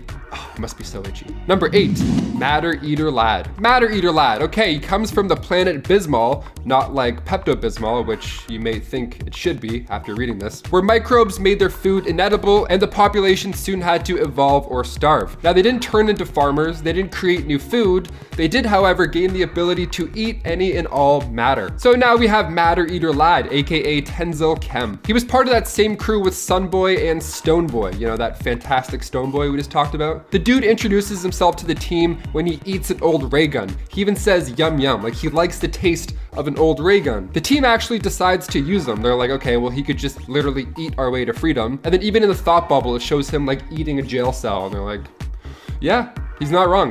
We could use him. And then Tenzil even says, I know what's on your mind. I'm unusual. I don't qualify. No, Tenzil, what's on our mind is where does that food go after you yum eat it? Like, I'm no doctor, but an old ray gun, that can't feel good coming out. He's like, hey guys, look how many thumbtacks I can eat. The whole team's like, no, Tenzil, wait, no. Number 7, Multiple Man. James Madrox. He made his first appearance in Giant Size Fantastic Four issue 4, and his ability you probably just know by his name. He can make duplicates. He wasn't used very much in the X-Men, and he spent most of his days with X-Factor. Now, his powers may seem weak compared to gods and wizards, but this guy makes me ask a lot of questions, because at one point, James had 40 of him. There are 40 James running around town. That's a lot of James. So the duplicates feel, think, and act independently, but they're guided by the original James. So each of these duplicates manifests one aspect of James' personality, and the longer that they're away from the OG James, the more those traits become extreme. And if one of these duplicates passed away, he can sense the general area where the body is. But there's a logic question to be asked here. Like, for example, if he eats a handful of diamonds and then multiplies into 40 James, and then all those James did the Mama Bird method and puked up those diamonds, do they all have the same contents inside their stomach? Do we just make more diamonds? If so, we may have figured out a really gross solution to a lot of problems. Number 6, Swarm. Okay, meet Fritz von Meyer. He made his debut in Champions issue 14 back in 1977, and as you could probably guess by his name, he's a swarm of bees. How terrifying is that? He's made of 1,000 bees. This goes back to that one day where he was still just a German beekeeper and he found a beehive that was unlike any other hive he had seen. So he made a device that he hoped would reawaken these bees, and originally he thought that these bees were an end result of a mutation with a nearby fallen meteorite. So he was pumped about it. These were unique bees after all, because when he tried to capture the queen bee, the others just devoured him. They ate him. There were only bones left over. But now these bees were so special because now his consciousness was spread out throughout all of these thousands of bees, and now you have the scariest villain ever. Just a man made of bees. Here, take my wallet, take my phone, whatever you want. Yeah, you're made of bees. I'm not gonna fight you. No way I'm throwing hands with 1,000 bees. Get out of town. Also, that must be extremely hard to do. I mean, he makes himself look like the shape of a human. That's extreme coordination. Number 5, Arm Fall Off Boy. He made his first appearance in Secret Origins Volume 2, Issue 46. His real name isn't even known, so now we have to call him Arm Fallout Boy. Fall Off Boy. His powers are just that. He can take his arms off and use them as weapons. Now, he tried to enlist as a member of the Legion of Superheroes, but was rejected. He was actually the first reject. Matter Eater Lad said that he got these oddly specific powers because he was careless when holding the anti-gravity metal element 152, but it's hard to tell if he was serious. His arms aren't robotic arms, like Bucky Barnes, for example. His arm can actually come off and then you can use it as a metal weapon. Sure, that's great, but it doesn't make a plorp sound, So he takes his own arm off, hits people with his wet shoulder blade, and then just plorps it back on. Wouldn't it be damaged? Also, would he feel the pain as soon as he connected it back to his body and his brain? All the questions. Also, ew. Number 4, Songbird. Melissa Gold made her comic book debut in The Incredible Hulk issue 449. She ran away from her parents at a young age, and whilst developing a hard knock life attitude, she ended up becoming a professional wrestler, giving herself the stage name Screaming Mimi, and then soon joined the wrestling group Grapplers. So the Grapplers were doing great, they were killing it, but they weren't making the same amount of money as the male wrestlers. So they had to take on a new job now, with the Roxxon Oil Company. Now, because of Quasar, the mission went horribly and the Grapplers were tried and jailed. Melissa was given vocal cord implants that provided her with acoustic kinesis, hence her first nickname, Screaming Mimi. She can make all these crazy weapons with her voice as well, and even has the ability to craft herself wings with her voice and fly. Somehow. She joined the Masters of Evil in Avengers issue 271, but when she could no longer use her powers, Zemo came in with his accomplice, the Fixer, and gave her new powers with neck implants. Her sound energy is pretty cool, but it doesn't make a whole lot of sense. She can create solid weapons and force fields, and she can even go as far as to make herself undetectable by others. Fascinating, yes. Confusing. Also yes. Number 3, Bouncing Boy. He made a spectacular arrival to Action Comics in issue 276. He's a member of that Legion of Superheroes that I keep mentioning. So yes, this guy made it through, and the dude who used his arm as a Nerf bat was rejected. What a world. Okay. So Chuck Tane was born on Earth, and he has this unique ability where he can inflate like a beach ball and bounce around. The combination of invulnerability and velocity makes him quite the unit. He got these powers by accidentally drinking a super plastic formula that he thought was soda pop. Does he have to be round? Does he have to bounce around? I feel like his powers are not really specific here. If he's strong and unstoppable, can he just inflate himself a little bit and then fight like a normal person? Like, can he make his fist into extreme sock and boppers and then boing, like they'll bounce away, and then boing and they'll bounce away? It feels a little bit better than being a beach ball than bouncing around like that chick from Charlie and the Chocolate Factory. That sounds like a nightmare. You get a lot more done than being the beach ball of doom, is all I'm saying. Number 2, Jin Genie. Becca Parker was one of the X-Force members. She was introduced in issue 116. Her powers don't make a lot of sense, but they're so fun and specific that I have to talk about her. So the more alcohol in her system she has, the more powerful she becomes. She probably kills it at holiday office parties, eh? Wow. She's the first one going home at like 9 p.m. You're like, really? Oh, Jin Genie, that makes sense. Jin Genie has the power to generate seismic vibrations depending on how much she drinks. Now, it's not specified how this works. Are we talking about the amount you drink or the percentages? Because this one, we could maybe find a solution in time. Finally, number 1, Animal Vegetable Mineral Man. So as crazy as his name sounds, that's just it. He made his first debut in DC Comics with Doom Patrol issue 89. Swedish scientist Sven Larsson gained these incredible powers after falling into a vat of mysterious amino acids. So now he can change any part of his body into any animal, any vegetable, or any mineral. And he can do them at the same time. It doesn't have to be one of them. It can be all of them at the same time and on different body parts. How insane and overpowered is that? Spotlight is on Steve Larson, also known as Animal Vegetable Mineral Man. He was attacked by his secondary dinosaur head during a robbery gone wrong. So not only does this not make any sense at all, but this is insane. This guy should never lose a fight. The possibilities are literally endless. The fact that he can somehow control all 3 at the same time as well, like your mind must be amazing. Number 10, the Hulk. Now, Bruce Banner is the absolute poster child for not being able to control one's powers. If you're not familiar with the immense power this genius possesses, where have you been? Due to exposure to gamma radiation from the gamma bomb that he designed, he now has the ability to turn into the green giant known as the Hulk, with many of the early transformations being involuntary due to anger. Well, he does eventually strike an agreement with the beast within. An excellent example of that being the Hulk-Bruce hybrid we see on screen in Avengers Endgame. It wasn't always smooth sailing. Now, how much control Bruce winds up losing to the Hulk is best described as a spectrum, because there are times when he completely loses himself to the Hulk-fueled rage, there are times when he retains his genius intellect, and there are instances of everything in between, really. First appearing in the Incredible Hulk #1 all the way back in 1962, the Hulk is a staple in comic book history, and I really hope one day he just gets a decent standalone movie. Number 9, Black Bolt. Now, the king of the Inhumans is a bit of a tricky one since he does have some control over his powers. He's just severely handicapped by them. Black Bolt's powers come from an organic brain implant that interacts with electrons in the air, and this implant is connected to the speech center of his brain. Now, similar to how Cyclops' powers is activated when he opens his eyes, Black Bolt's ability is activated whenever he speaks, no matter how loud he is, which leaves him effectively mute outside of battle. This has led to some major mishaps for the hero, like the time he accidentally killed his parents with the debris of a Kree ship he destroyed with his voice, or the time he fought Thanos and destroyed Attilan, which led to the release of a Terrigen mist bomb that, combined with the atmosphere, became deadly to mutants everywhere.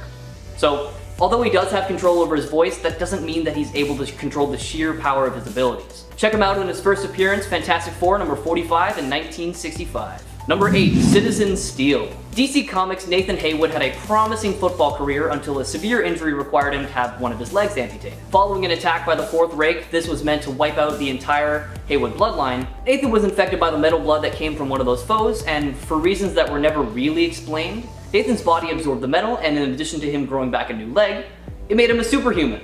With his newfound super strength and invincibility, Haywood fights crime under the name Citizen Steel. However, there are aspects of his power that are completely out of his control. Because of his steel-like skin, he's completely lost the ability to feel physical touch, which prevents him from gauging temperature or pain, and he can't control how strong he is, and I mean at all. There are times where his footsteps will be so heavy and powerful that the floor will break underneath him. To try and counteract this, he wears a special suit that mitigates his movements, but it can really only do so much. First appearing in Justice Society of America Volume 3 #2 back in 2007, check him out to see how truly strong he can be. Number 7, Scarlet Witch. The twin sister of Pietro Maximoff Wanda Maximoff has always had trouble keeping her powers under control. With the ability to manipulate and warp reality at will with a force she refers to as chaos magic, which was given to her by High Evolutionary's experimentation and then further amplified by the demon that was imprisoned in Wundagore Mountain, her powers are really easy to lose control of, especially when her emotions are out of control. A 2004 storyline is a great example of this when she discovered that her twin sons weren't real. They were actually just manifestations of her reality-altering chaos magic, and she was unable to accept this and soon became a danger to herself and others, so her memories of the boys were completely wiped from her memory. Years later, she began to remember them, and when she realized what had been done to her, she went completely mad with grief. Her nervous breakdown gave way to a full-on war waged against the Avengers that resulted in several deaths, and the team's complete upheaval, and all the destruction and death came from her tampering with the fabric of reality. Later on, she causes M-Day, the depowering of the mutant race that nearly caused their extinction. Moral of the story? You really don't want to get on her bad side because you have no idea what she's gonna do. Check her out for yourself on the big screen in all the Avengers movies, or in her first appearance, 1964's X-Men #4. Number 6, Ghost Rider. Don't worry, I won't be referencing the movie starring Nicolas Cage as Johnny Blaze because if you sat through them like I did, I think you've suffered enough. Now, Ghost Rider's powers come from his black magic bond to the demon Zarathos, and he's always been a thorn in Johnny's side for decades. Thanks to this connection, Blaze gained the ability to transform into Ghost Rider, who possesses a vast array of powers ranging from hellfire manipulation to superhuman stamina. Similar to Bruce Banner, Blaze had very little influence on Rider's actions in the beginning, succumbing to Zarathos' control anytime evil presented itself. Over time, he gradually gained more control over his alter ego, using his powers to not only vanquish baddies, but to protect the innocent. Zarathos resurfaced several times over the years with various schemes to regain control of Johnny Blaze's physical body. At times, he's been successful, causing Blaze to once again lose himself to the Rider, but usually Blaze manages to come out on top and regain control. Take a look at his first appearance all the way back in 1972 in Marvel Spotlight number 5. Number 5, New 52 Superman. We all know our Prime Earth's Clark Kent.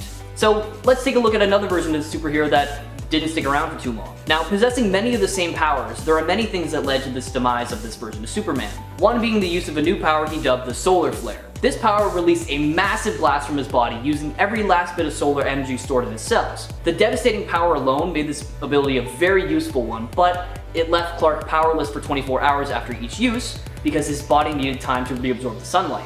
After repeated use, Superman found himself less and less super, losing his powers one by one. Fast forward past a few fights and a pretty bad kryptonite infection, and we find Superman needing to use this ability one last time, and it really was the last. Our New 52 Superman is finished off for good, and if it weren't for the pre-New 52 Superman finding his way to this universe, there would have been no one to protect it. Check out the storyline for yourself and let me know in the comments what you think. Number 4, Raven. In the comics, Raven's powers weren't always clearly defined, and neither was her control over them, which is why we'll be focusing on the Raven that we saw in 2003's Teen Titans TV series.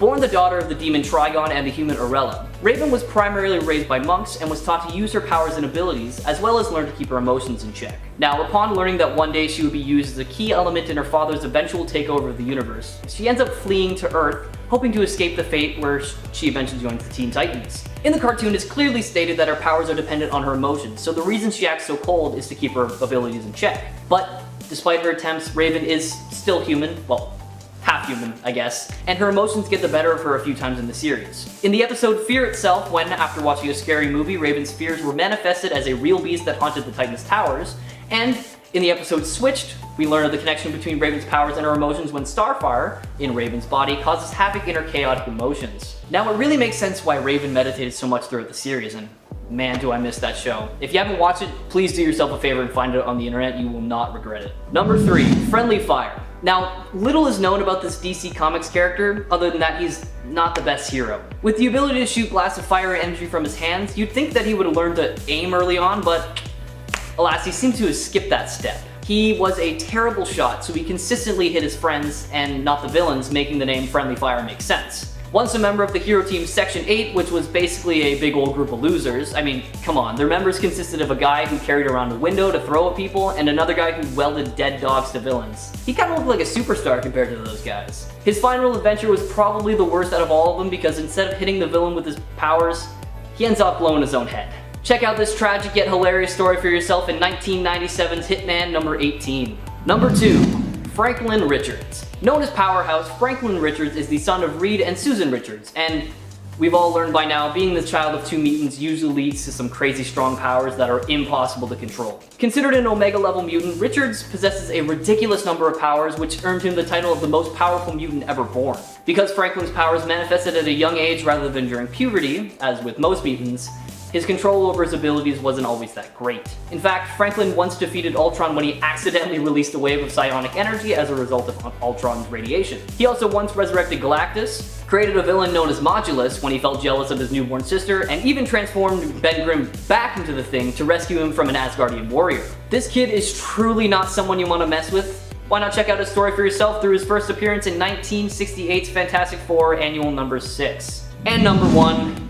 So many of the X-Men. Now, this one had to be combined into one point because my goodness, there are so many X-Men who have trouble controlling their powers. Here, let me give you a few examples. Cyclops can't control his optic blast without the help of his specifically made visor.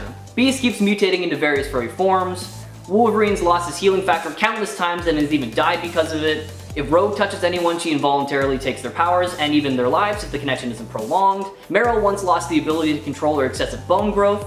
Hot-headed Chamber has basically no lower jaw or much of a neck thanks to the energy blasts that emanate from his head, and Legion barely has any control over any of his abilities. Now, obviously this all makes sense since the nature of a mutation would obviously have its drawbacks, but seriously, when you list it all like this, it seems a little bit excessive. Coming in at number 10 is exploding with very serious limits. Bailey Hoskins. It's a name known by way too few people, but it should be known by more. Bailey found out that both his parents were mutants, which pretty much guaranteed that he also possessed the X gene and a mutant power. Bailey, alongside his parents, paid a visit to the Xavier Institute to find out what exactly his power was. After some tests done by Hank McCoy, Beast, Bailey was informed that his mutant ability was the power to make himself explode. An incredibly useful combat ability that came with one massive caveat. Bailey could only explode one time. He had no ability to regenerate after the explosion. I mean, when we think about it, being able to regenerate after you literally explode in a ball of fire makes no sense whatsoever. But kudos to this comic for having a realistic portrayal of what having the power to explode would actually likely be like. But what's worse is that now, as a mutant, Bailey is accepted by his fellow mutants with literally no way to contribute other than doing things that literally anyone else could do. If you had the power to explode one time, what good would that ever do for you as an individual? Literally none. And at number 9 is pyrokinesis with no immunity to fire. When I was a kid, I always thought that the superheroes who could control fire were the coolest ones. Johnny Storm was the prime example. He's arguably the coolest member of the Fantastic Four, not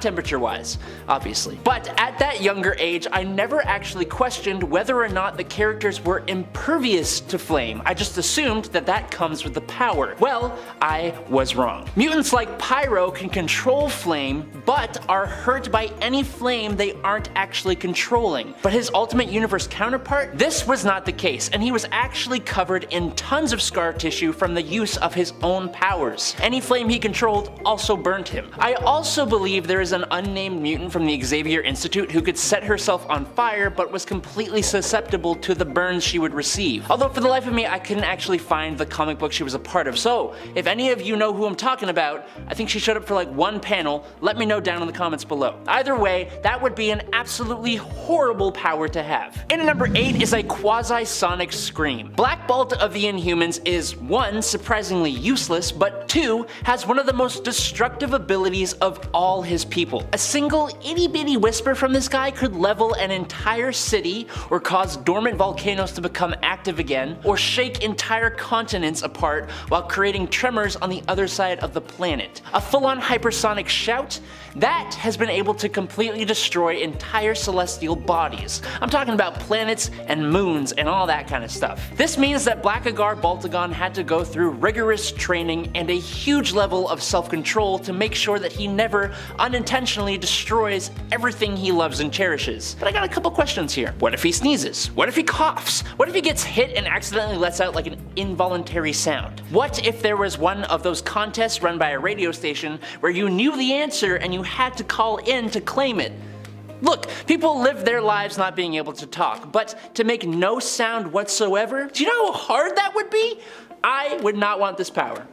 I'm out. And at number 7 is hindsight. To be completely candid here, hindsight lad's powers are not actual powers, but he acts like they are, and that means I'm going to talk about how much the real superheroes all hate him. Carlton Lafroige was a nuisance before he even became Hindsight Lad, but when he found out that his neighbor, Robbie Baldwin, was Speedball of the New Warriors, he threatened to reveal Robbie's secret identity unless Robbie let him be a part of the team. He actually managed to prove very useful and did have some tactical ability, which eventually got him fully put on the team. He kind of became their guy in the chair, but that's because his self-given power was the power of hindsight. The power to look back at all the superhero fights that he's been a part of and analyze them, and now, with the present hindsight, he can tell the heroes what they should have tried differently, which in his mind meant that they can now prepare if that exact same scenario plays out again in exactly the same way. Which,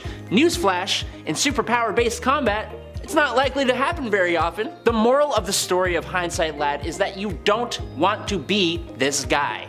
You are not going to have many friends, and if you do, they will still find that aspect of you extremely annoying. Number 6, compass powers. Hindsight's powers are hilarious, but everything about this is hilarious. So, during the events of Spider Island, the Jackal had used bed bugs to basically infect a large majority of Manhattan with a virus that gives them Spider-Man-like abilities and even turns some of them into giant mutated spider people. Now that part is obviously not very hilarious, but thanks to some smart thinking, the heroes eventually learned that those with powers already, like mutants and Inhumans, were immune to the spider virus. So now, the question is, how do we give regular people powers to cure them of the virus without creating a whole city of extremely powerful people, some of whom would become supervillains if they wanted to? Reed Richards had the cunning plan to give everyone powers, but just not very good ones. So, what powers did he give the entire population of Manhattan? Compass powers, aka the ability to be able to detect which way is north. Could this be useful? Absolutely. Are there tons of ways to figure out north without needing a power? Also, absolutely. Also, for people in Manhattan, the city is built on a grid with numbered streets, so everyone already knows which way north is. It's just lame. Number 5, reverse aging. Invincible has some great characters with some actually unique powers. For Monster Girl, or Amanda, she had been placed under a curse that allows her to transform into a masculine-looking troll-like monster at will. With super strength able to lift 60 tons, accelerated healing, and superhuman dense tissue that makes her very hard to hurt. But it's called the curse for a reason. When Amanda reverts back to human form, her cells rebuild incorrectly, which is bad, in case you didn't know. Because of this, Amanda gets younger and younger looking each time she uses her monster form. But her monster form would grow larger as she got younger, so like, you know, you win some and you lose some. When she made her comic book debut, Amanda was 29, but she had the appearance of a 12-year-old girl. Now, Robot gave her a belt that would store part of her original cells when she transforms and keep them until she reverts back, helping her to stay looking her actual age eventually. But without this magical science fiction belt, I mean the whole thing's science fiction, but Amanda would have eventually just kept de-aging until I'm assuming she wouldn't be able to survive anymore, or she would just stop using her powers. Either way, a loss and not really worth it. And number 4 is detachable arms. If you have ever needed someone to lend you a hand, well, Arm Fall Off Boy would have been the ideal guy to have at arm's length. Sorry, 2 puns in one. His name kind of describes exactly what his power is. Floyd Belkin, who eventually went by the less hilarious name of Splitter, had the curious ability to take off his own arms, which he could use primarily as a club to beat up criminals with. So basically, Arm Fall Off Boy's power was to gain extended reach, but with the cost of literally only having one usable arm, which is now preoccupied holding the arm that he just took off. Do you see why this power is not exactly a great advantage? At least he isn't alone. His whole family, known lovingly as the Fall Off family, can all detach different parts of their bodies. In this current family tree, we got Head Fall Off Mom, Legs Fall Apart in Segment's dad, Fingers Fall Off Gal, who is his sister, Butt Fall Off Gma Deb Deb, who is the grandmother, and then just freaking Granddad Glenn. I'm so glad that this is not a joke. They all appeared in Superman's pal Jimmy Olsen Volume 2 number 9 in 2020. Check it out, please. In at number 3 is the power to produce tar. Being a Morlock is a prime example why mutants get the bad end of the stick sometimes. If your mutation makes you physically undesirable or makes living in regular human society an issue, then you get slapped with the name Morlock, which is horrible, and you go and live with the other Morlocks because they are the only ones who will accept you. At least that's how it used to be. Not to mention there was the whole mutant massacre thing. Horrible. Most people wouldn't choose this life willingly. Tar Baby certainly did not. First of all, that is an incredibly questionable name to give yourself, but it does check out. This Morlock has the ability to secrete a black tar-like substance through the pores of his skin that is incredibly sticky and causes things to permanently stick to him on contact. Just imagining this makes me annoyed. Especially if you had like little control over the ability, things would be sticking to you left, right, and center. How could someone go through life like that? The amount of things I would get unintentionally stuck to or have stuck to me, this would just be the most annoying power to have. No. And at number 2 is being infectious. I think Infectious Lass is actually kind of an interesting idea for an alien. Her real name is Drura Sept, and she comes from the planet Somator, however you pronounce that. All the inhabitants of this planet have bodies that are homes for colonies of thousands of microorganisms that carry thousands and thousands of infectious diseases, which gives them an immunity to disease, and that part is absolutely a power that everyone should want. The only problem is that they have to interact with other species who don't have this ability, meaning while they can to a degree control who gets infected, it's not exactly flawless and the risk of infecting others is pretty high, even accidentally. Now imagine you were on Earth, which you are, and we're the only person with this ability. How the hell are you supposed to interact with anyone or anything? You'd have to wear a hazmat suit all the time. The power would make people absolutely fear you, which sure could be a blessing if you hate people, but like even your loved ones? You want a pet? Too bad, buddy. Kids? Don't even think about it. It would be rough. And finally, in at number 1 is acidic vomit. The reason for why you wouldn't want this superpower is given to us in the very introduction of the character who possesses it. In X-Force number 116 from 2001, we are introduced to the character of Axel Clunny. Axel developed the power of acidic vomit midway through a little intoxicated romantic rendezvous with a girl on the beach. They were making out, and that's when Axel suddenly had to hurl, and when he did, he managed to dissolve a large part of this poor girl's face. If that wasn't bad enough, Axel couldn't even remember the girl's name. Now look, the applications of this power could potentially be many, but this acidic vomit would need to be accompanied by a control over vomiting and a control over when the vomit is actually acidic, the latter being something Axel does not possess. Now I don't know about you guys, but I have never found a particularly opportune time to spew chunks. Now imagine every time you had to, it also came with the risk of not only completely dissolving whatever you were using to catch it,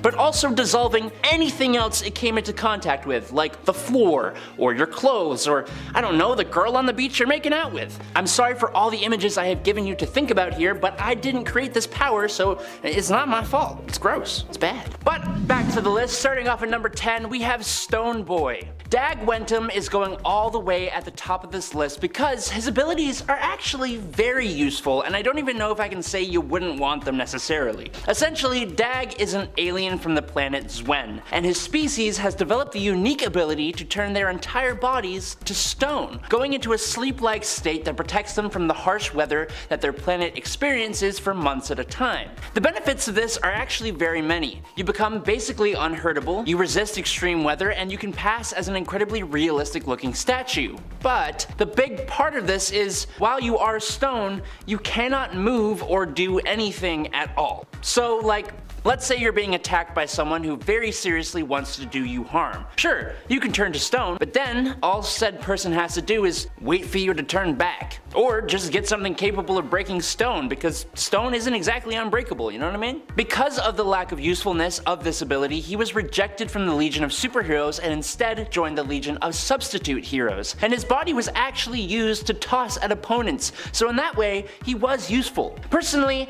I'd like this ability. And because DC felt bad for him, they eventually gave him the ability to control his ability a bit more, being able to act actually move and to only transform part of his body into rock, which, yes, that is cool. But regular old turning to a movable stone? I don't know if I'd want that. What do you guys think? And at number 9 is Glob Herman. Robert Glob Herman's body is made up primarily of a bioparaffin, which is basically living wax. He's highly flammable, although resistant to that flame, and also resistant to most damage in general. He's also, for some reason, superhumanly strong and fast. I don't know how that works, but hey, I just work here. But you know what else? Because of his main amount of tissue being made up of this waxy stuff, he is basically pink and transparent, meaning you can see all of his bones and internal organs, and my god, it is a sight to behold. There is no way that Glob can pass for human, not even a little bit. He also doesn't wear clothes, so when he's around you, you 100% see him in all his pink globbiness. Almost any mutant who has a visible mutation gets things rough, but Glob's is by far one of the most drastically noticeable ones. But hey, he can fling bits of himself at people as a projectile, so that's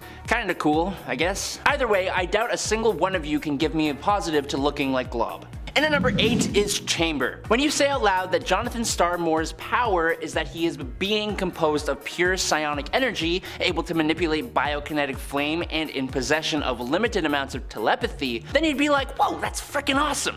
I want that power. Then I tell you that his body is just a shell for his psionic energy form, and when his powers first emerged, it completely blew a hole in his chest and lower half of his face, completely incinerating most of his internal organs, and meaning that he can't talk, eat, or drink, and that the wound was replaced by a constantly burning chasm of flame, then you'd be a little less inclined to say how great this power is, wouldn't you?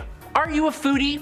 Well, too bad, no food for you. Do you like the taste of beverages? Sucks to suck, bucko. There was even a point after his powers emerged and blew a hole in his face and chest that Chamber was depowered, meaning that he had to be kept on life support, and it was one of the most horrifying scenes I have ever seen in a comic book. No thanks, I'll pass. And at number 7 is Spore. Spore, or Andrew Graves, is honestly a bit of a tragic story. He's got 2 mutations, the first of which would be that he is covered in long brown hair or fur, and he also may have been given animal-like abilities, but that's not really confirmed. This unfortunate appearance caused his father, who was an absolute garbage human being, to blame his mother for their mutated child, and he caused her death using paint thinner. His dad forced Andrew to eat garbage, and when he finally grew up, Andrew had a super intense hatred for not only humans, but for himself as well. But Spore's secondary mutation was probably his namesake. He could release mood-altering pheromones which caused people to become incredibly more aggressive. Now, he could direct this aggression at specific targets, which is arguably kind of useful if you enjoy making people fight each other, but then again, you may be a psychopath if that's the case. But Spore wouldn't do that. Because he truly, absolutely hated himself, he would leave the aggression uncontrolled, hoping that the aggression would be directed at him as well. It does really make me wonder what Andrew would have become if he had a loving family, but considering he didn't, and so his powers were only ever used to harness people's aggression, then I have to say that it's a power you really shouldn't want to have.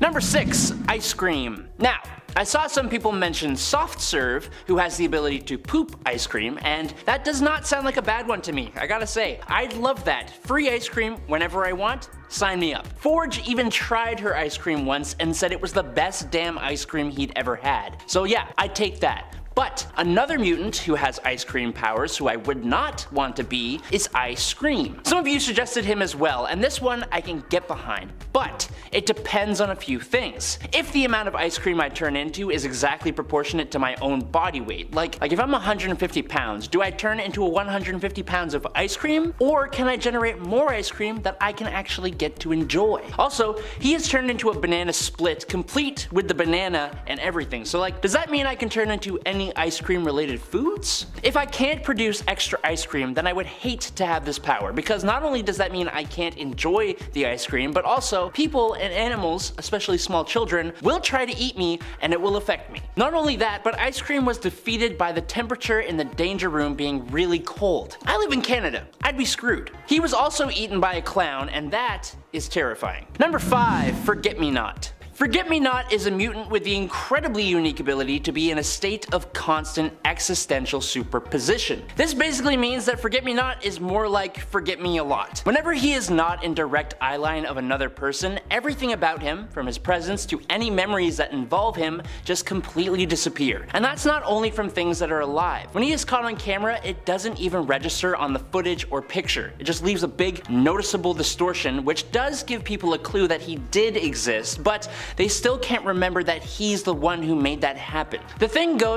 The same thing goes for if he uses things, so like when he uses toilet paper, you obviously see that the toilet paper had been used, which would make him a perfect excuse for when someone gets mad when you don't change the toilet paper roll once it's empty. Just saying. His interactions with people do leave them with gaps in their memory, which some telepathic characters can pick up on, and leaving reminders for yourself about Forget-Me-Not does also help, which is what Charles Xavier had to do when Forget-Me-Not was a member of the X-Men team for like 6 years and no one knew about it. Although, it would be an incredibly sad life to live. You could get away with a hell of a lot, so for someone who is okay being completely alone, it's kinda cool, but still. A really great quote for him goes, "It's better to do something that matters and not be noticed than the other way around," which is both sad and kinda really inspirational for just him. And at number 4 is Rogue. Rogue is an incredibly popular member of the mutant community and the X-Men, and as such, a lot has changed with her character over time so that she doesn't really qualify for this list anymore, but for argument's sake, we're gonna talk about the classic version of Rogue and her abilities. Primarily, she can absorb the abilities, psyche, and memories of anyone who she comes into skin-to-skin contact with. This is actually incredibly useful and is a huge boon in a world full of superpowered beings. One of the biggest times she did this is when she permanently gained the super strength and flight powers of Miss Marvel, Carol Danvers. But her abilities come with a huge drawback. The skin-to-skin contact will cause a person to be rendered unconscious. This was completely out of her control. Famously, the first time she discovered her abilities was when she kissed her boyfriend at the time. This inadvertently caused the poor guy to be put into a coma, one that he never woke up from. He stayed in a coma for 10 years, eventually just passing away. Although it isn't confirmed that her powers are lethal, she has put people into permanent vegetative states,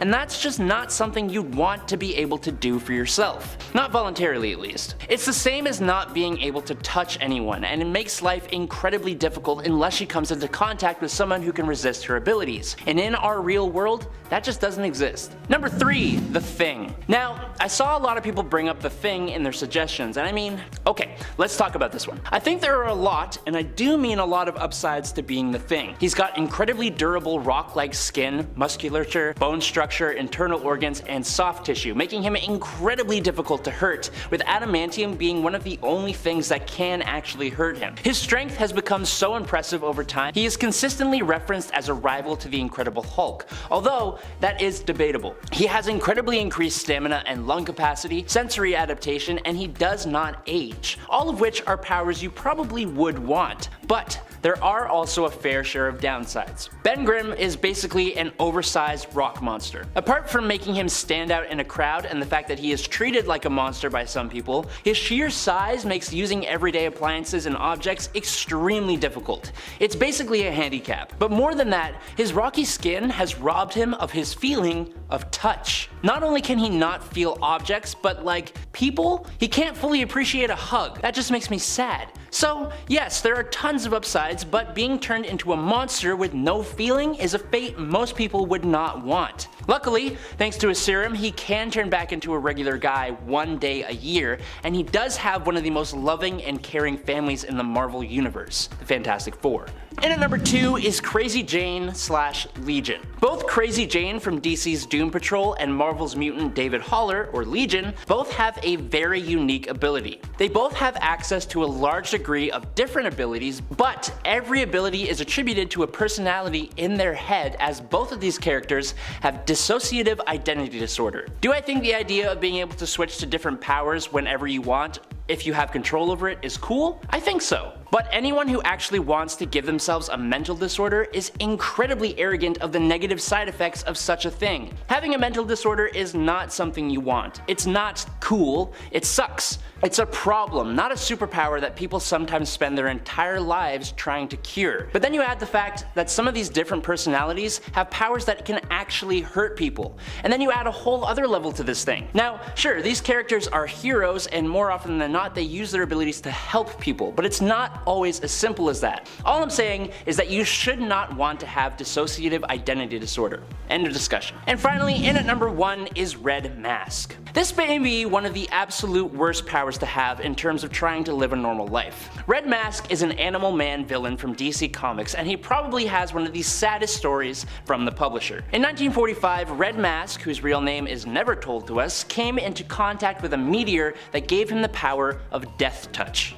This basically means any living thing that he touches dies. Ben Grimm, he can't feel anything, but this guy literally is not allowed to touch anything because he will kill it. It didn't take long for Red Mask's wife to leave him, and after that he became a villain. Now I will say, he has the potential to become one of the most deadly villains, only he's literally just so depressed he doesn't even have the motivation. He was partnered with a villain called the Veil, but then the Veil's powers drove the guy insane and he was locked up in Arkham Asylum. His story in the Animal Man comics basically follows him getting a lung disease and then releasing an army of easily defeatable robots on the city of Miami and then throwing himself off of a building. Now, in real life, I can't imagine any sane person who would want this. You can't have romantic relationships, not to mention kids, no pets, no plants, you can't shake someone's hand, you can't hug anyone, you can't even give or receive a high five. I think this is the worst of the worst. Coming in at number 10, a host for a symbiote. Now look, there are some pretty awesome symbiotes out there. They're almost all pretty powerful. They all look incredibly awesome and they all grant their hosts superhuman abilities, but more often than not,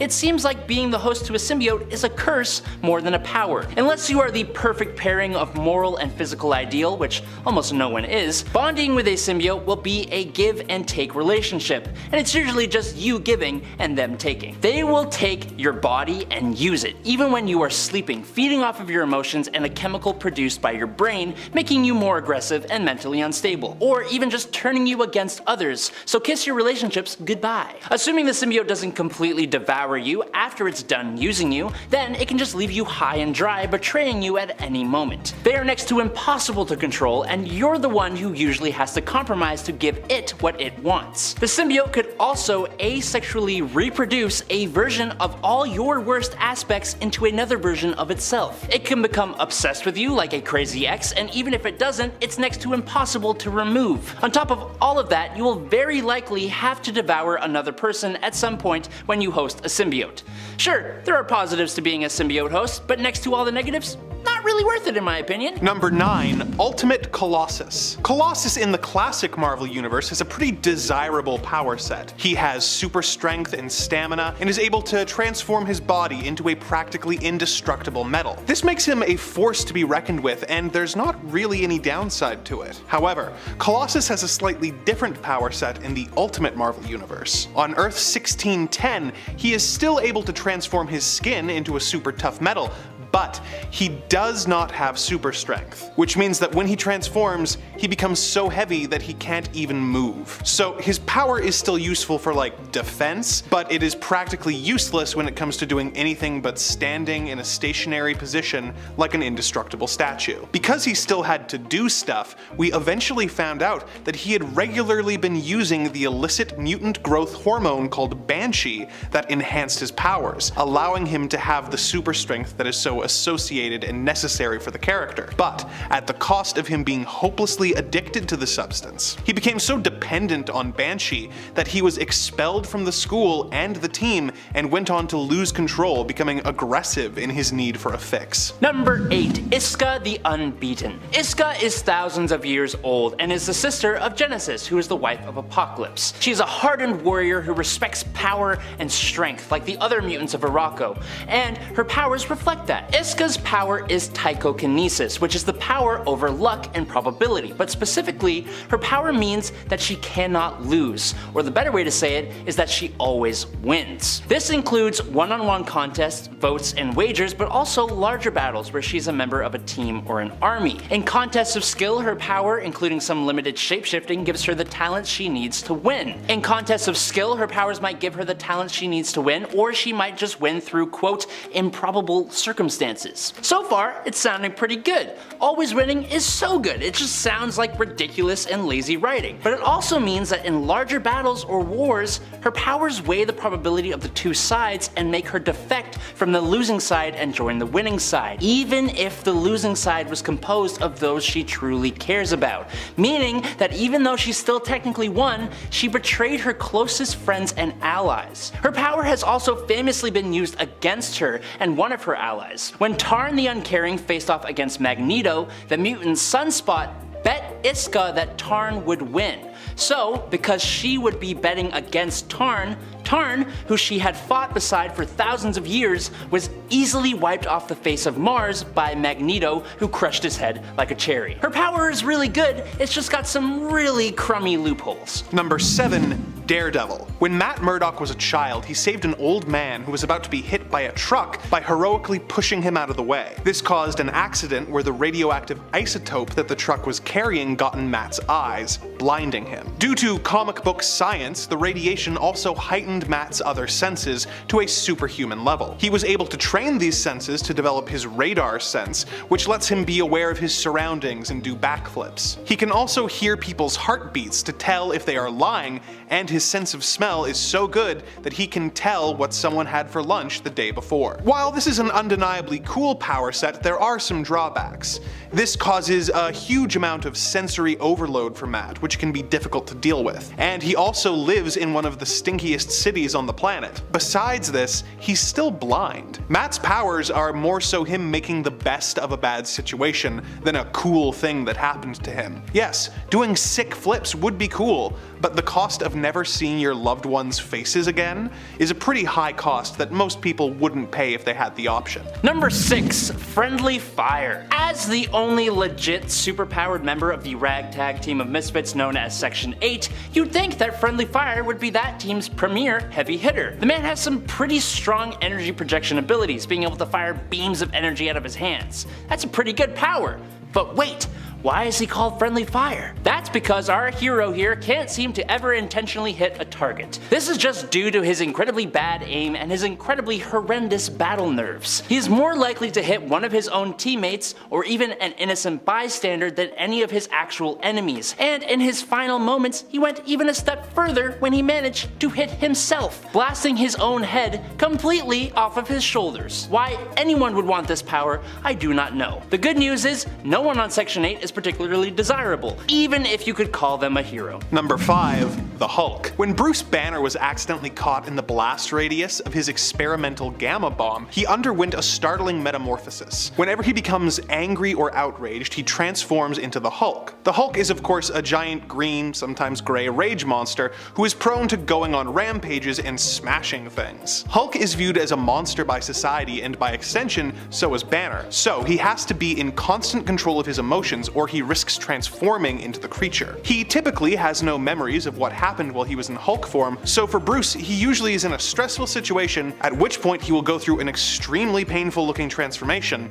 black out, and then wake up miles away with no clothes other than a tattered pair of purple pants. Much like Adam at our company Christmas party. So while he is a great character to read, being the Hulk ruined Banner's life, as he is constantly being hunted and attacked, and it's really not a fate anyone in their right mind would want to put themselves through. Number 4. Rainbow Girl. The Legion of Superheroes is full of some odd and unexpected superpowered beings, but since a lot of weirdos can make it onto the team, a lot of weirdos try out who don't quite have what it takes. Rainbow Girl is one such person. Instead, she made it onto the Legion of Substitute Heroes. But okay, so why is Rainbow Girl not good enough for the team? Well, she has an incredibly useful ability to harness the emotional spectrum. Red for rage, orange for greed, yellow for fear, green for will, blue for hope, indigo for compassion, and violet for love. You might be thinking that, hey, that's actually really cool. The different lantern cores harness the different colors of the emotional spectrum, and they're all incredibly capable. And you know what?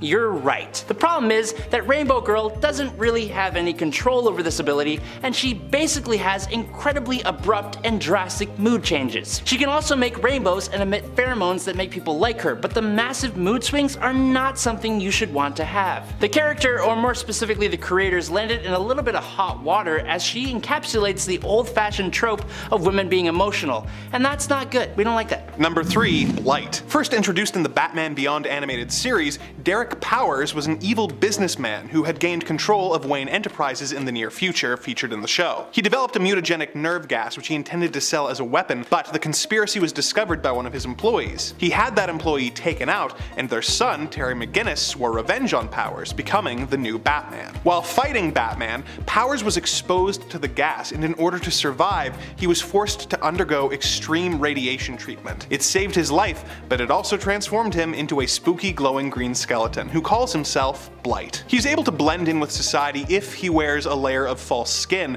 but it deteriorates quite quickly. He can manipulate his radiation in order to shoot power blasts, and the extreme heat he gives off makes him immune to most melee attacks, and he can cause radioactive explosions around him. It's not all good though, as he is horrifyingly disfigured and can't be around people without either his false skin or a containment suit without causing everyone around him to die from radiation poisoning. This was unpleasant for the evil businessman, but for a typical person who has friends and people they care about, the inability to ever touch another person without them dying horribly would be pretty crap. Number 2. Ten-Eyed Man. Philip Reardon is the Ten-Eyed Man, a threat to the Caped Crusader, a villain that requires intelligence to beat, some could say. The answer to the question of what happens if you take away a man's ability to see, in a combination of both a war injury and also an explosion at a warehouse that burned his retinas, but instead you reconnected his optic nerves to his hands, giving him the ability to see out of each of his fingertips. I don't know if anyone's actually ever wondered what that would be like, but now you know, and that is his only power. As you can imagine, this does pose some problems. For starters, his regular eyes are blind. So you put a pair of gloves on this guy, and he's done. Also, his weird eye finger things are extremely sensitive, so he is often easily defeated simply by injuring them, which can be done by tricking him into catching or touching something, or even theoretically by giving him a nice crisp high five. But let's not forget, it has been shown he can only be kept in a jail cell by keeping his hands locked in a special non-see-through box, because with eyes on his fingers, quote, escape would be child's play for him. So while I can see some advantages to this, sort of, I can also see a ton of downsides. And I can actually see them because I have eyes. Number 1. Mr. Freeze. When Victor Freeze's wife Nora developed a generic fictional disease, McGregor syndrome stage 4 if you want to go off the Batman and Robin version, which I always do, he put her in cryostasis while he worked to find a cure. This led to a lab accident which involved Victor being exposed to the cryochemicals, and it transformed him into Mr. Freeze. There are some advantages to his condition. For example, his aging is dramatically slowed, and he is immune to cold-related illnesses and any other diseases, toxins, or poisons. But overall, it's a raw deal. He cannot be in an environment above a sub-zero temperature or he risks dying horribly. As a result, he is forced to wear his cryosuit whenever he leaves the house. As he put it in the classic Batman the Animated Series episode Heart of Ice, think of it, Batman, to never again walk upon a summer's day with a hot wind in your face and a warm hand to hold. Ah yes, I'd kill for that. In the animated series, his condition got even worse as time went on, with his body deteriorating until he was just a head in a jar, scuttling around with robot spider legs. No thanks. Number 10. Chamber. Chamber is a weird character, but also a beloved character. Like many weirdos that I love to talk about, Chamber is also a mutant. His name is Jonathan Starsmore, and while he may actually have the potential to be considered Omega level, that doesn't make his powers any less weird. His powers relate to the fact that he is actually made out of pure psionic energy, or at least he was once his mutant powers manifested. When his powers first manifested, as a result, they blew a massive hole in his chest and his face,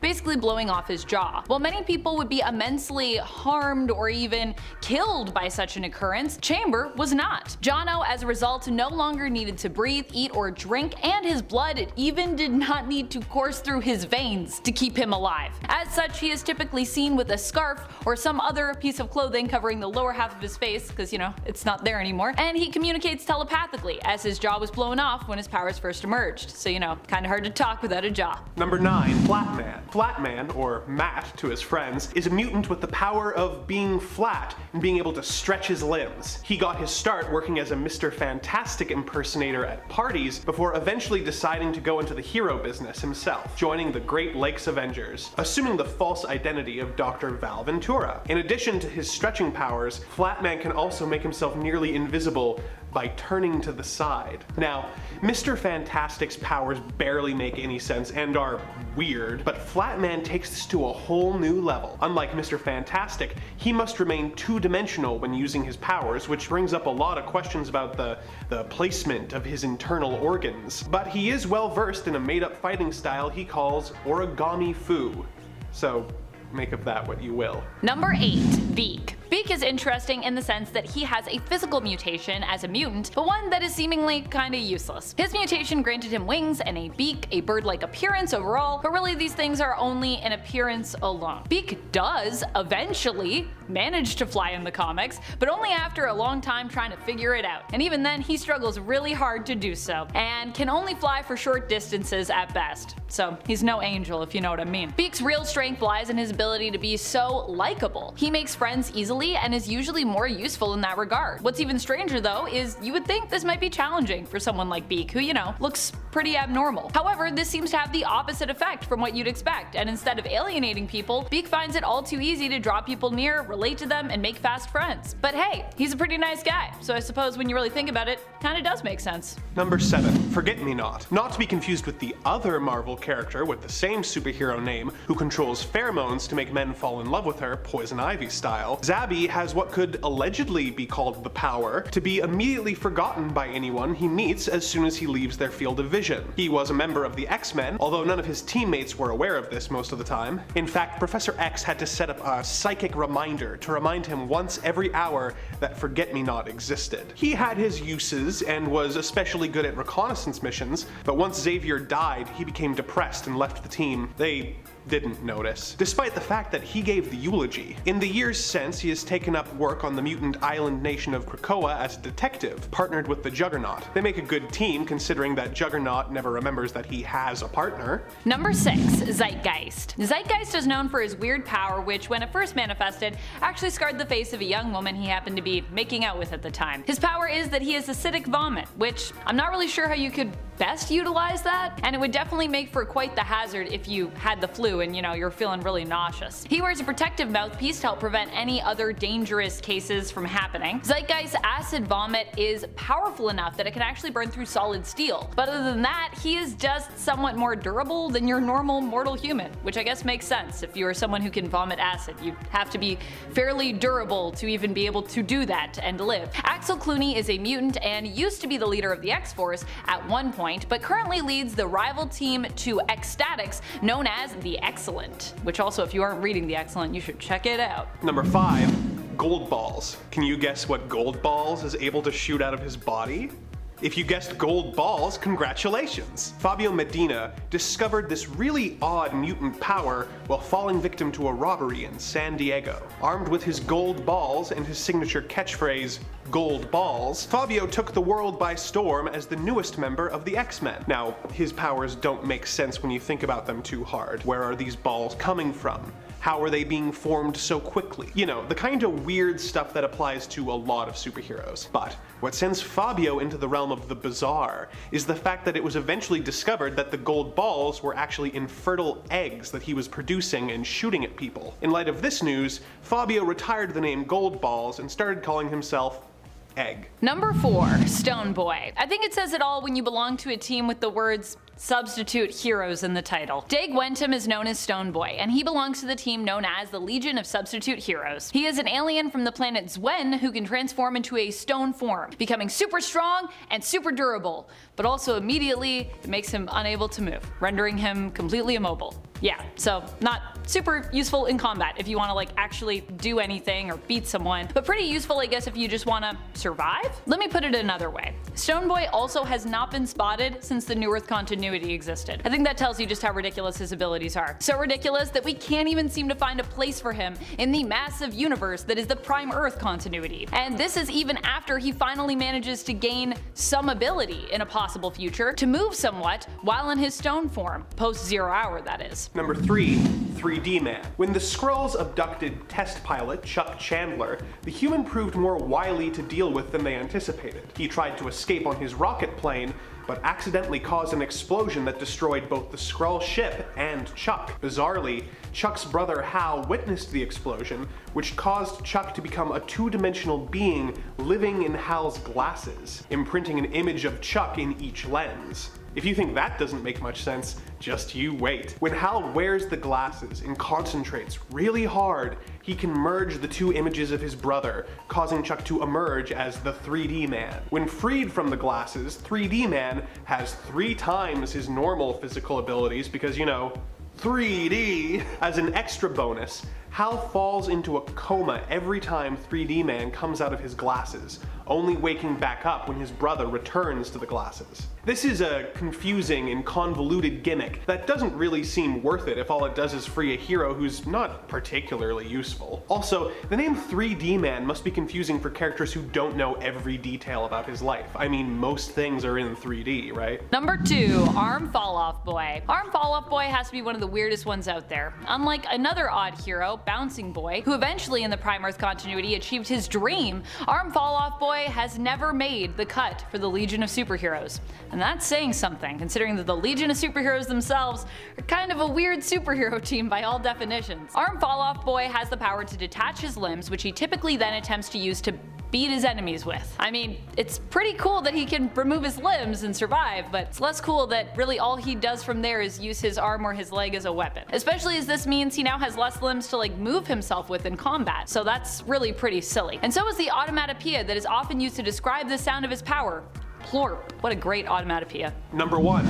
Fluff. First appearing in excellent number 3, Fluff probably takes the cake for having the most confusing, disgusting, and odd power I've seen in a long time. Fluff is able to generate bucket loads of belly button lint at will and vary its chemical composition. Now first off, ew. Secondly, belly button lint is just stray clothing fibers that come off of your clothes and collect in your belly button. Trust me, I know. Fluff wears a costume with a very deep V, which allows his navel to feel those sweet summer breezes, which means that he wouldn't have any belly button lint, which begs the question, what exactly is he shooting out of his little tum-tum? You're free to speculate in the comments, but I refuse to give this character one more second of thought. Number 10, Zeitgeist. Okay, he didn't actually initially start as a villain. Instead, Axel Clunny was actually the leader of the celebrity superhero mutant group known as X-Force, but after his death and revival, he did indeed become a criminal and villain. Now, Zeitgeist has a pretty unfortunate mutant superpower that first manifested in a very unfortunate incident. Basically, Zeitgeist could spew acidic vomit from his mouth, and he wore a protective mouthpiece in and out of his costume. He discovered this power during a little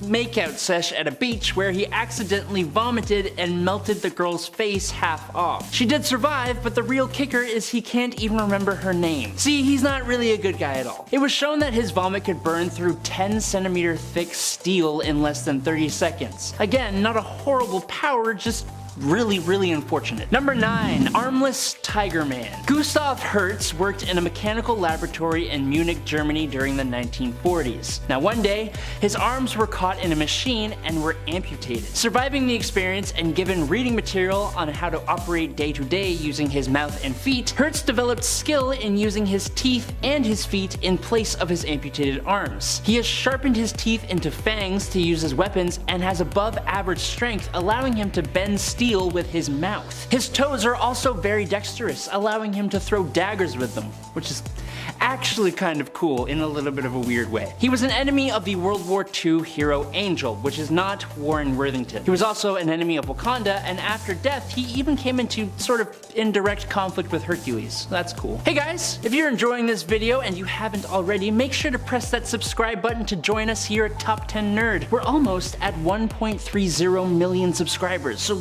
definitely get on that. Number 8, the Living Eraser. The Living Eraser is no mere man, you earthbound fools. Sorry, I love that quote from this character, it's kind of hilarious. Kutza here is actually a Thalumian, and he was the agent of the Supremacy, and as an agent he would use his Dimensionalizer to kidnap scientists for nefarious designs. Ooh. The Living Eraser's Dimensionalizer can transport people to other dimensions, primarily between Earth and Dimension Z. As the Dimensionalizer passes over a surface mattress, it turns it invisible, making it appear as if the victim is being erased. When the entire surface has been transformed, the being or object is transported across dimensions to its destination. If he literally erased people, it would be way more scary, but sending them to another dimension is a fixable thing in comics, so it's not exactly the worst. Number 7. Boomerang, but from Marvel. Fred Myers was born in Australia, but moved to America when he was a small child. Now in America, his great love was baseball, and he developed an extraordinary pitching arm. He became a professional baseball player in the minor leagues after graduating high school, and a few years later entered into the major leagues. Within a year though, he was suspended for accepting bribes. Now with an arm like that and no job, he was eventually contracted by the subversive criminal organization, the Secret Empire, and offered employment. They designed special weaponry for him to exploit his pitching ability, and he became their special operative, codenamed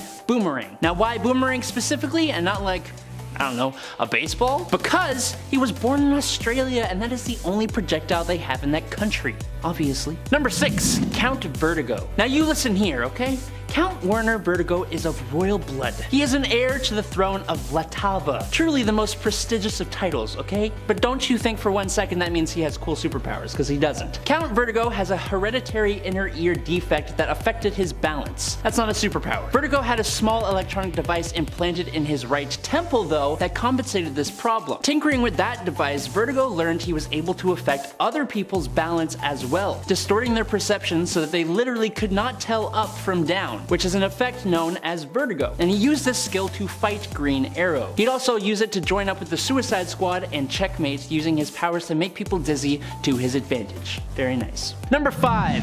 Codpiece. Personally, I would have loved to be a fly on the wall when the character of Codpiece was conceived. Codpiece is honestly just a guy with a massive inferiority complex. That's what it says on his wiki though. I didn't make that up. Okay? Look, in high school, a girl told him he wasn't tall enough, but he thought she meant something else, and so instead of getting like a broken muffler or giant wheels on a giant truck, Codpiece created a suit that had a Codpiece multi-weapon built into the crotch area. The Codpiece had a wide variety of functions, including a cannon, missiles, a sonic attack, 2 retractable boxing gloves, and a variety of tools such as drills and scissors. If there is one way to compensate, it is by becoming a multi-tool. Look, he's doing the best with what he's got, okay? Number 4. Polka Dot Man. While this character got a bit of a change up in the recent Suicide Squad movie, Polka Dot Man, real name Abner Krill, in the comics didn't have a power. He instead wore a suit that was covered in different colored polka dots. When these polka dots were attached to the suit, they had no function, but once they were pulled off, they would enlarge and turn into different gimmicky weapons, like flying buzzsaws, blinding sun-shaped dots, dots that turned into fist-shaped projectiles, and even one that turned into a portal. That sounds kind of cool. The dots would even self-destruct to prevent anyone from studying the tech. The only problem was that the polka dot gadgets and the electronic suit were expensive to maintain, and Krill was just literally unable to afford it sometimes. The struggle is real, man. I feel you. Number 3. Paste Pot Pete. 1963's Strange Tales number 104 states, Human Torch battles the most fantastic foe of all, Paste Pot Pete and his unbeatable super weapon. Now said unbeatable super weapon just happened to be a glue gun that fired an extremely adhesive multi-polymer liquid that he invented. Paste Pot Pete, otherwise known as Peter Petruski or even Trapster, created a not hot glue gun, and his idea was to use this to commit crimes. As you can imagine, the Human Torch really had no problems whatsoever taking down old Pete here, and he continued to do so multiple times because Pete does not know when to give up, apparently. Number 2. Kite Man. Kite Man. Hell yeah. Now riddle me this, nerds. What good are powers like reality warping, energy projection, telekinesis, and super strength against a guy who flies around on a giant kite? Yeah, I'd like to see the Justice League take on Charles Brown and his giant kite. There's no way anyone could possibly stand against that. No sir. Not at all. Kite Man possessed a variety of gimmicked kites, including a jet-powered hang glider that allowed for quick escapes, a mammoth kite that the Kite Man used to shuttle criminals out of Gotham's prison, a flashbulb kite, and a trap net kite. Although, in more recent times, he did temporarily possess the powers of Titans, those abilities pale in comparison to the might of a good kite at your side though. And in at number 1 is Ten-Eyed Man. Okay, it's a DC writer's room. You and your buds are sitting around the table. You need a villain, but someone different different, someone unique, someone who could pose a threat to the Caped Crusader, a villain that requires intelligence to beat, some could say. Then all of a sudden Frank stands up. I've got it! We take away a man's ability to see, and instead his vision will come from his fingertips, 5 eyes on each hand. A brief moment of silence follows as the genius that would become Philip Reardon, the 10-eyed man, has just been created. That is his only power, and as you can imagine, this does pose some problems. For starters, his regular eyes are blind. Also, he is often easily defeated simply by injuring his very sensitive eye fingers, which can be done by tricking him into catching or touching something, or even theoretically giving him a high five. But let's not forget, it has been shown he can only be kept in a jail cell by keeping his hands locked in a special non-see-through box, because with eyes on his fingers, quote, escape would be child's play for him. It's true. At number 10 is the infamous Gold Balls, aka Egg. Mentioned a handful of times already on this channel, Gold Balls is one of the more bizarre mutants to be given as much panel time as he has. Part of the new generation of mutants, Fabio Medina can summon golden balls on command, which don't actually have any destructive or useful properties whatsoever, at least on their own. Although it is soon discovered that when combined with the powers of 4 other mutants, Gold Balls is able to create a force field of immortality that can resurrect fallen mutants and protect others from death on the island of Krakoa. So there is, after all, a pretty impressive use for Fabio's abilities, but only when paired with the powers of 4 other mutants. On his own, he just squeezes onto this list.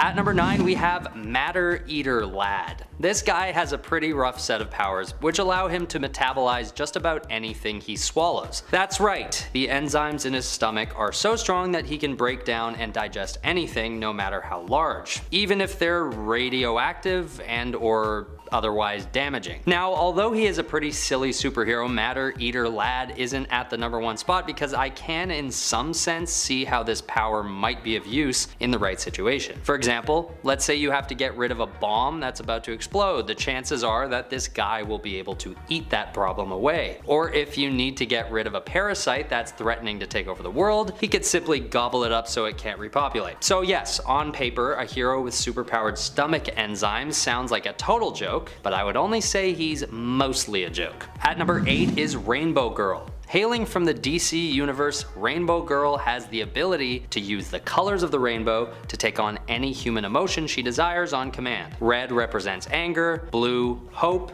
and green, willpower, and they all make up a pretty bad superhero, if we're being honest. Online, this character is even viewed as a symbol of an older time when male writers were a lot more simplistic and offensive with their portrayals of female characters. And if these emotion-driven powers based on the colors of the rainbow don't hit that home, her pheromone shield should be a hint that this is true, since that power is used to make her the most popular girl around. At number 7 is Skin.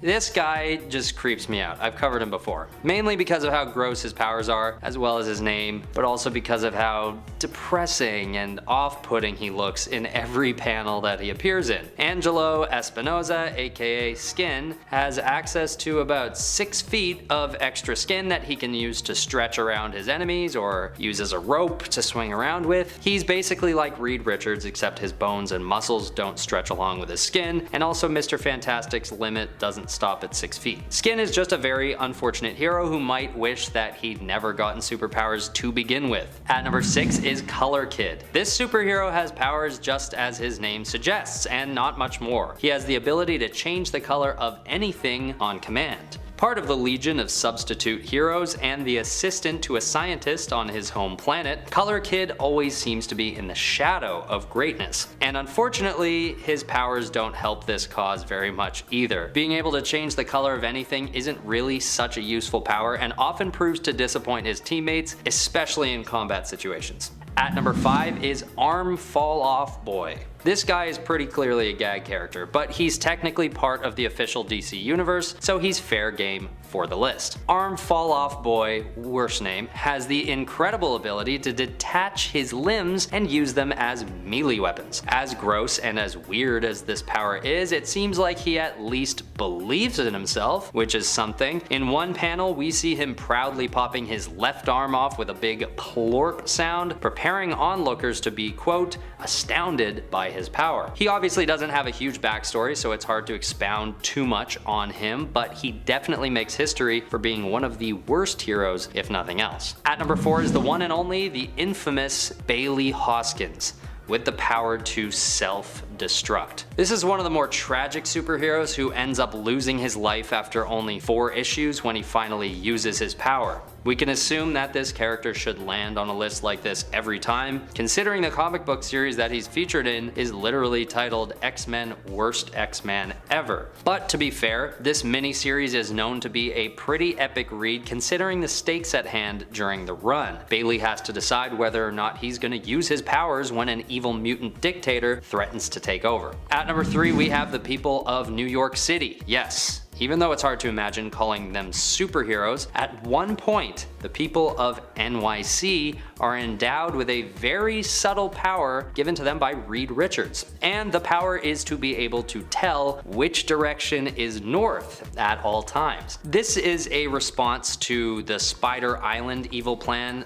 set by Jackal, where he unleashes an army of little bugs that give people Spider-Man's powers. So to put everyone back on even keel, Richards decides that everyone should be turned into superheroes. The only thing is that to keep things simple, the ability given to the population of the city is so lame that it has gone down as one of the worst superpowers of all time, and has forced the innocent people of New York City to appear on this rather embarrassing list. At number 2 we have Dog Welder. Now, aside from this guy having one of the worst superpowers of all time, I also just think he's one of the worst superheroes based on who he is as a person. If you're a dog person, skip ahead to the next section because basically this bozo goes around and kills dogs that he finds in alleyways and then calls it a superpower to weld them to people's faces. And he's still considered a good guy. Now, I don't really understand the joke here, but if it is a joke, it's so over the top and weird that I don't even get it. I feel like DC was trying to come up with a meme character here for a laugh, but I don't like the part where he's just killing dogs, nor do I even get it at all. Dog Welder is a big thumbs down in my books, and I think he rightfully deserved a spot high on this list. Shame on you, Dog Welder.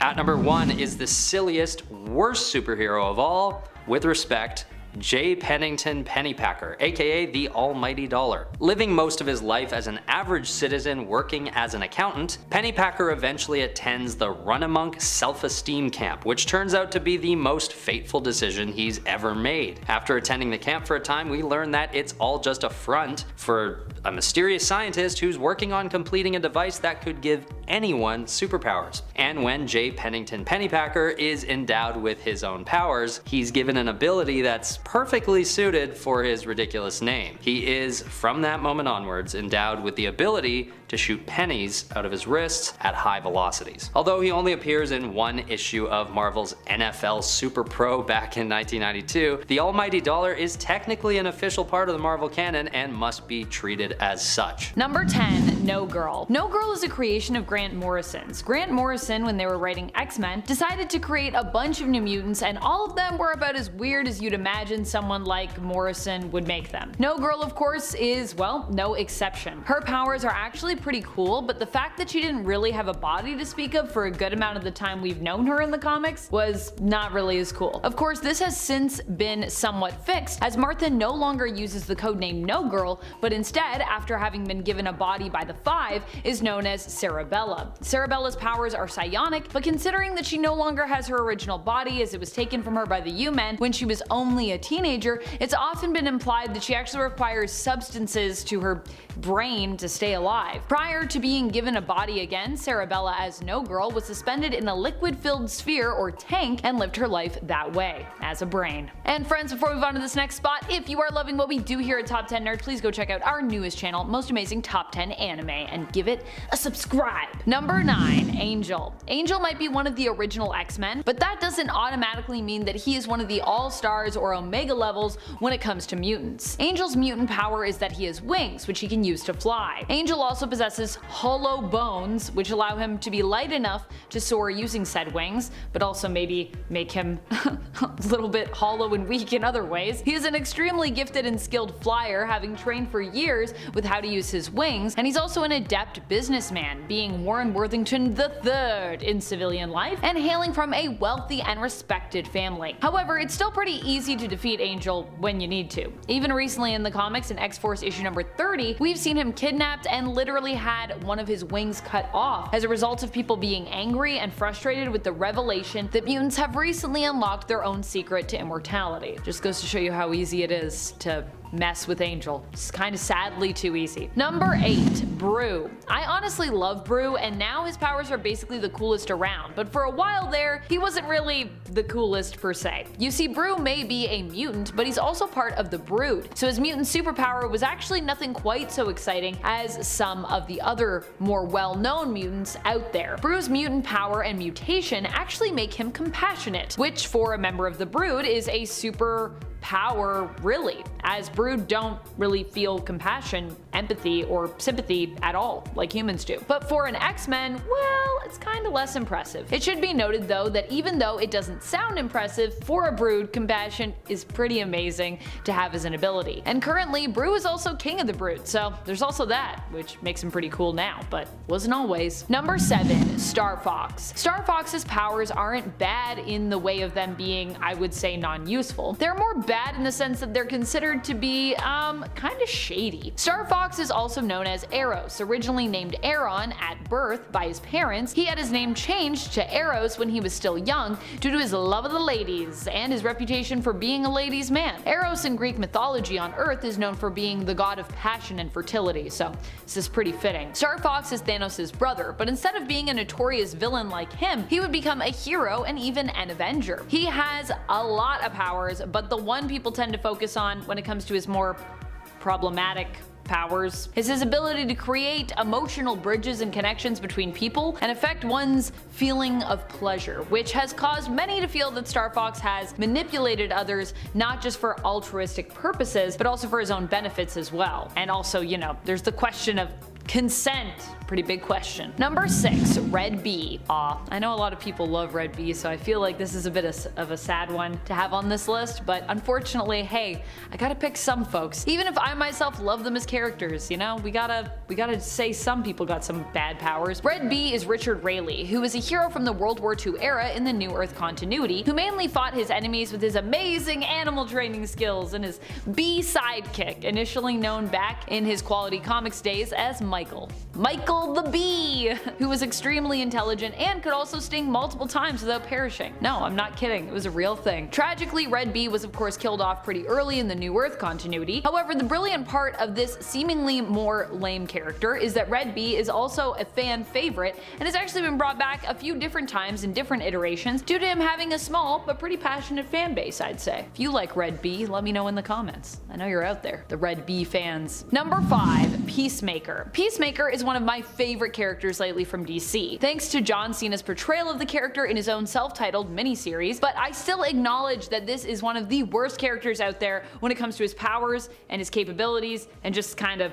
a lot of stuff about him. In the comics, you might argue that Peacemaker's power actually stems from kind of his mental illness. The fact that he is extremely well trained. Before the DCEU, Gunn, and Cena made him cool, Peacemaker was Christopher Smith, a man haunted by his father's untimely end and past, who was trained to be basically a killer, believing that any force was necessary if it meant attaining some level of peace. If I had to sum up his depiction in the comics previously in one word, I would have said unhinged. I still think we'll get some of that explored more as the show progresses. We already kinda got some of it in season 1, but I do think it'll be approached from a more real and grounded place as opposed to just making Chris feel like the violent and often misguided lunatic that he seemed to be back in the New Earth continuity. Number 4. Doorman. It's time to get into some of the weirdness that is the Great Lakes Avengers. Being that this isn't the mainstay Avengers team, and I don't even think they're technically affiliated with the Avengers, like I don't think the Avengers want to be affiliated with the Great Lakes Avengers. They are about as strange and in some cases unimpressive as you could possibly expect. Doorman is one of the members of the Great Lakes Avengers. As lackluster as his name is, his power can sometimes be very useful, but the issue with it is that it's quite specific, so finding the right and best way to utilize it can be challenging. Although to his credit, I'd like to say that Doorman actually does a pretty good job with how and when he uses his powers to make himself seem pretty useful. Doorman's power allows him to create in essence a doorway or a door between adjacent areas that are separated separated, you know, like by a wall. So he's kind of like a moving portal, which can be useful in some cases and, you know, much less useful in other cases, depending on the scenario. Number 3, Big Bertha. Big Bertha, oh boy. So Big Bertha can basically transform her body, adding mass, weight, and height as needed, and even controlling where the added mass goes specifically in regards to her figure and the added weight's distribution, which doesn't sound too bad on paper, right? But then the other part of this is that Big Bertha is actually Ashley Crawford, who is originally known for being a tall, thin, runway supermodel. Ashley, of course, can transform from bigger to smaller, but to do so, she has to vomit. I think you can see how this is pretty problematic and why this made the list. More recently in the comics, Marvel has kind of tried to redeem this character and her power set, but needless to say, it's likely for this very reason that we haven't really seen Big Bertha around in the comics for some time. They're trying though. Number 2, Beak. Not all mutants get to be as badass as Iceman or Cable. Case in point, Beak. Although Beak as a character is admittedly pretty cool and pretty brave, his mutant power is more a physical mutation, which means that he is evidently not considered a favorite for many X-Men fans out there. Like Skin, who was on part 1 of this list, Beak's powers, if you can call them that, leave him resembling a bird, and he's basically built like one, but initially in the comics he couldn't even really fly. Struggled a lot with that. Beak has since figured out kinda how to fly, or rather like glide somewhat, but even still he can really only go short distances, and it takes a lot of work. And even going short distances, he doesn't really have a ton of like tactical flying skills to speak of either. Fortunately, Beak is still a really likable person and character, so he doesn't often need to rely on his mutant powers to be of use. Number 1, the Detachable Kid, or TDK. The Detachable Kid sounds like a pretty lame hero, and well, he is. He also isn't exactly a bona fide hero as he's a member of the Suicide Squad, but seeing as how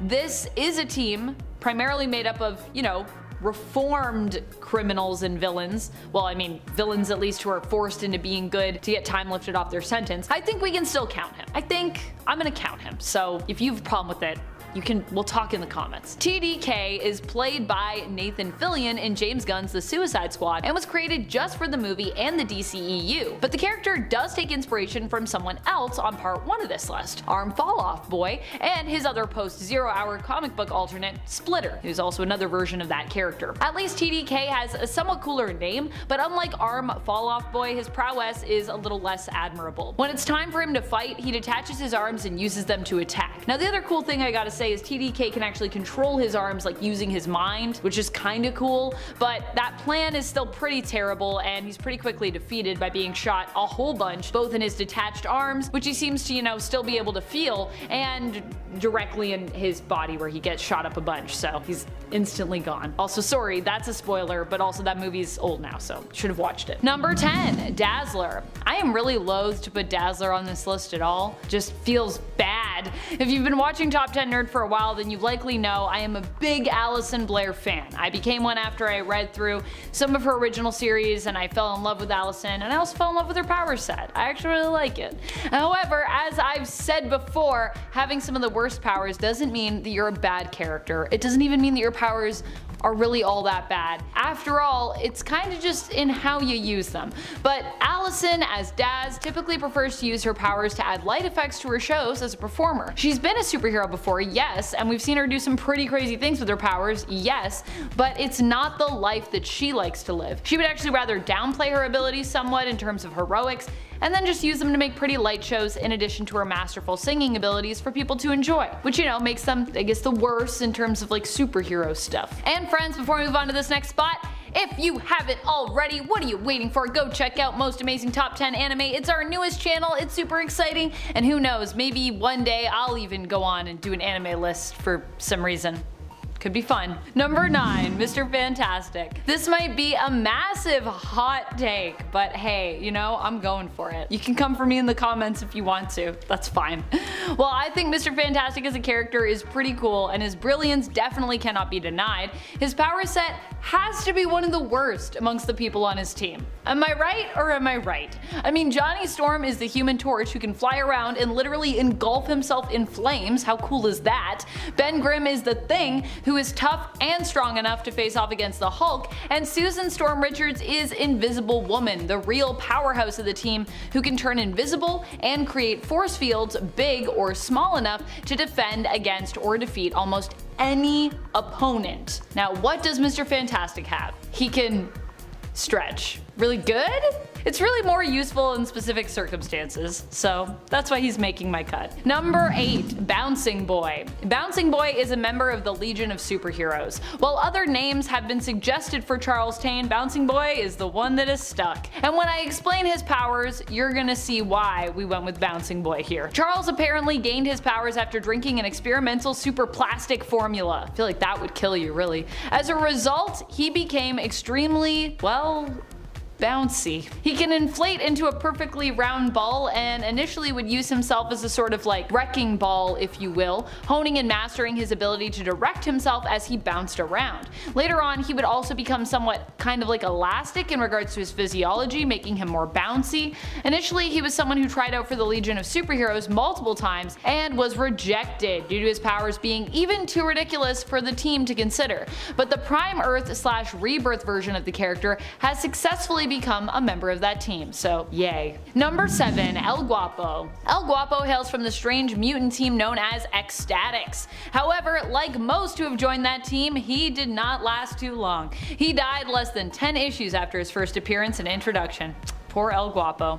El Guapo is Robbie Rodriguez, and his powers allow him to control a skateboard, but not all skateboards, just one skateboard. One that he happens to form a symbiotic connection with. But even that couldn't really save him, and he ended up dying, actually impaled by his own skateboard. It's rough sometimes. That's the Ecstatics way. Number 6. Peeper. Peeper is one of my favorite mutants, but sadly that does not save him like others before him, who I also love, from making this list. Sorry, Peeper. After all, this is part 3, and I already had some heroes that I loved in part 2, so what can I say? I guess I tend to love heroes whose powers actually seem less than super, so these are great lists for me. It's part of what I love about those characters, to be honest. Peeper is a mutant who, honestly, all the other mutant all-stars that he's interacted with recently have been super sweet too, and I love that. I'm here for that. Peeper's powers have to do with his physical mutation, which is that he has enlarged eyes.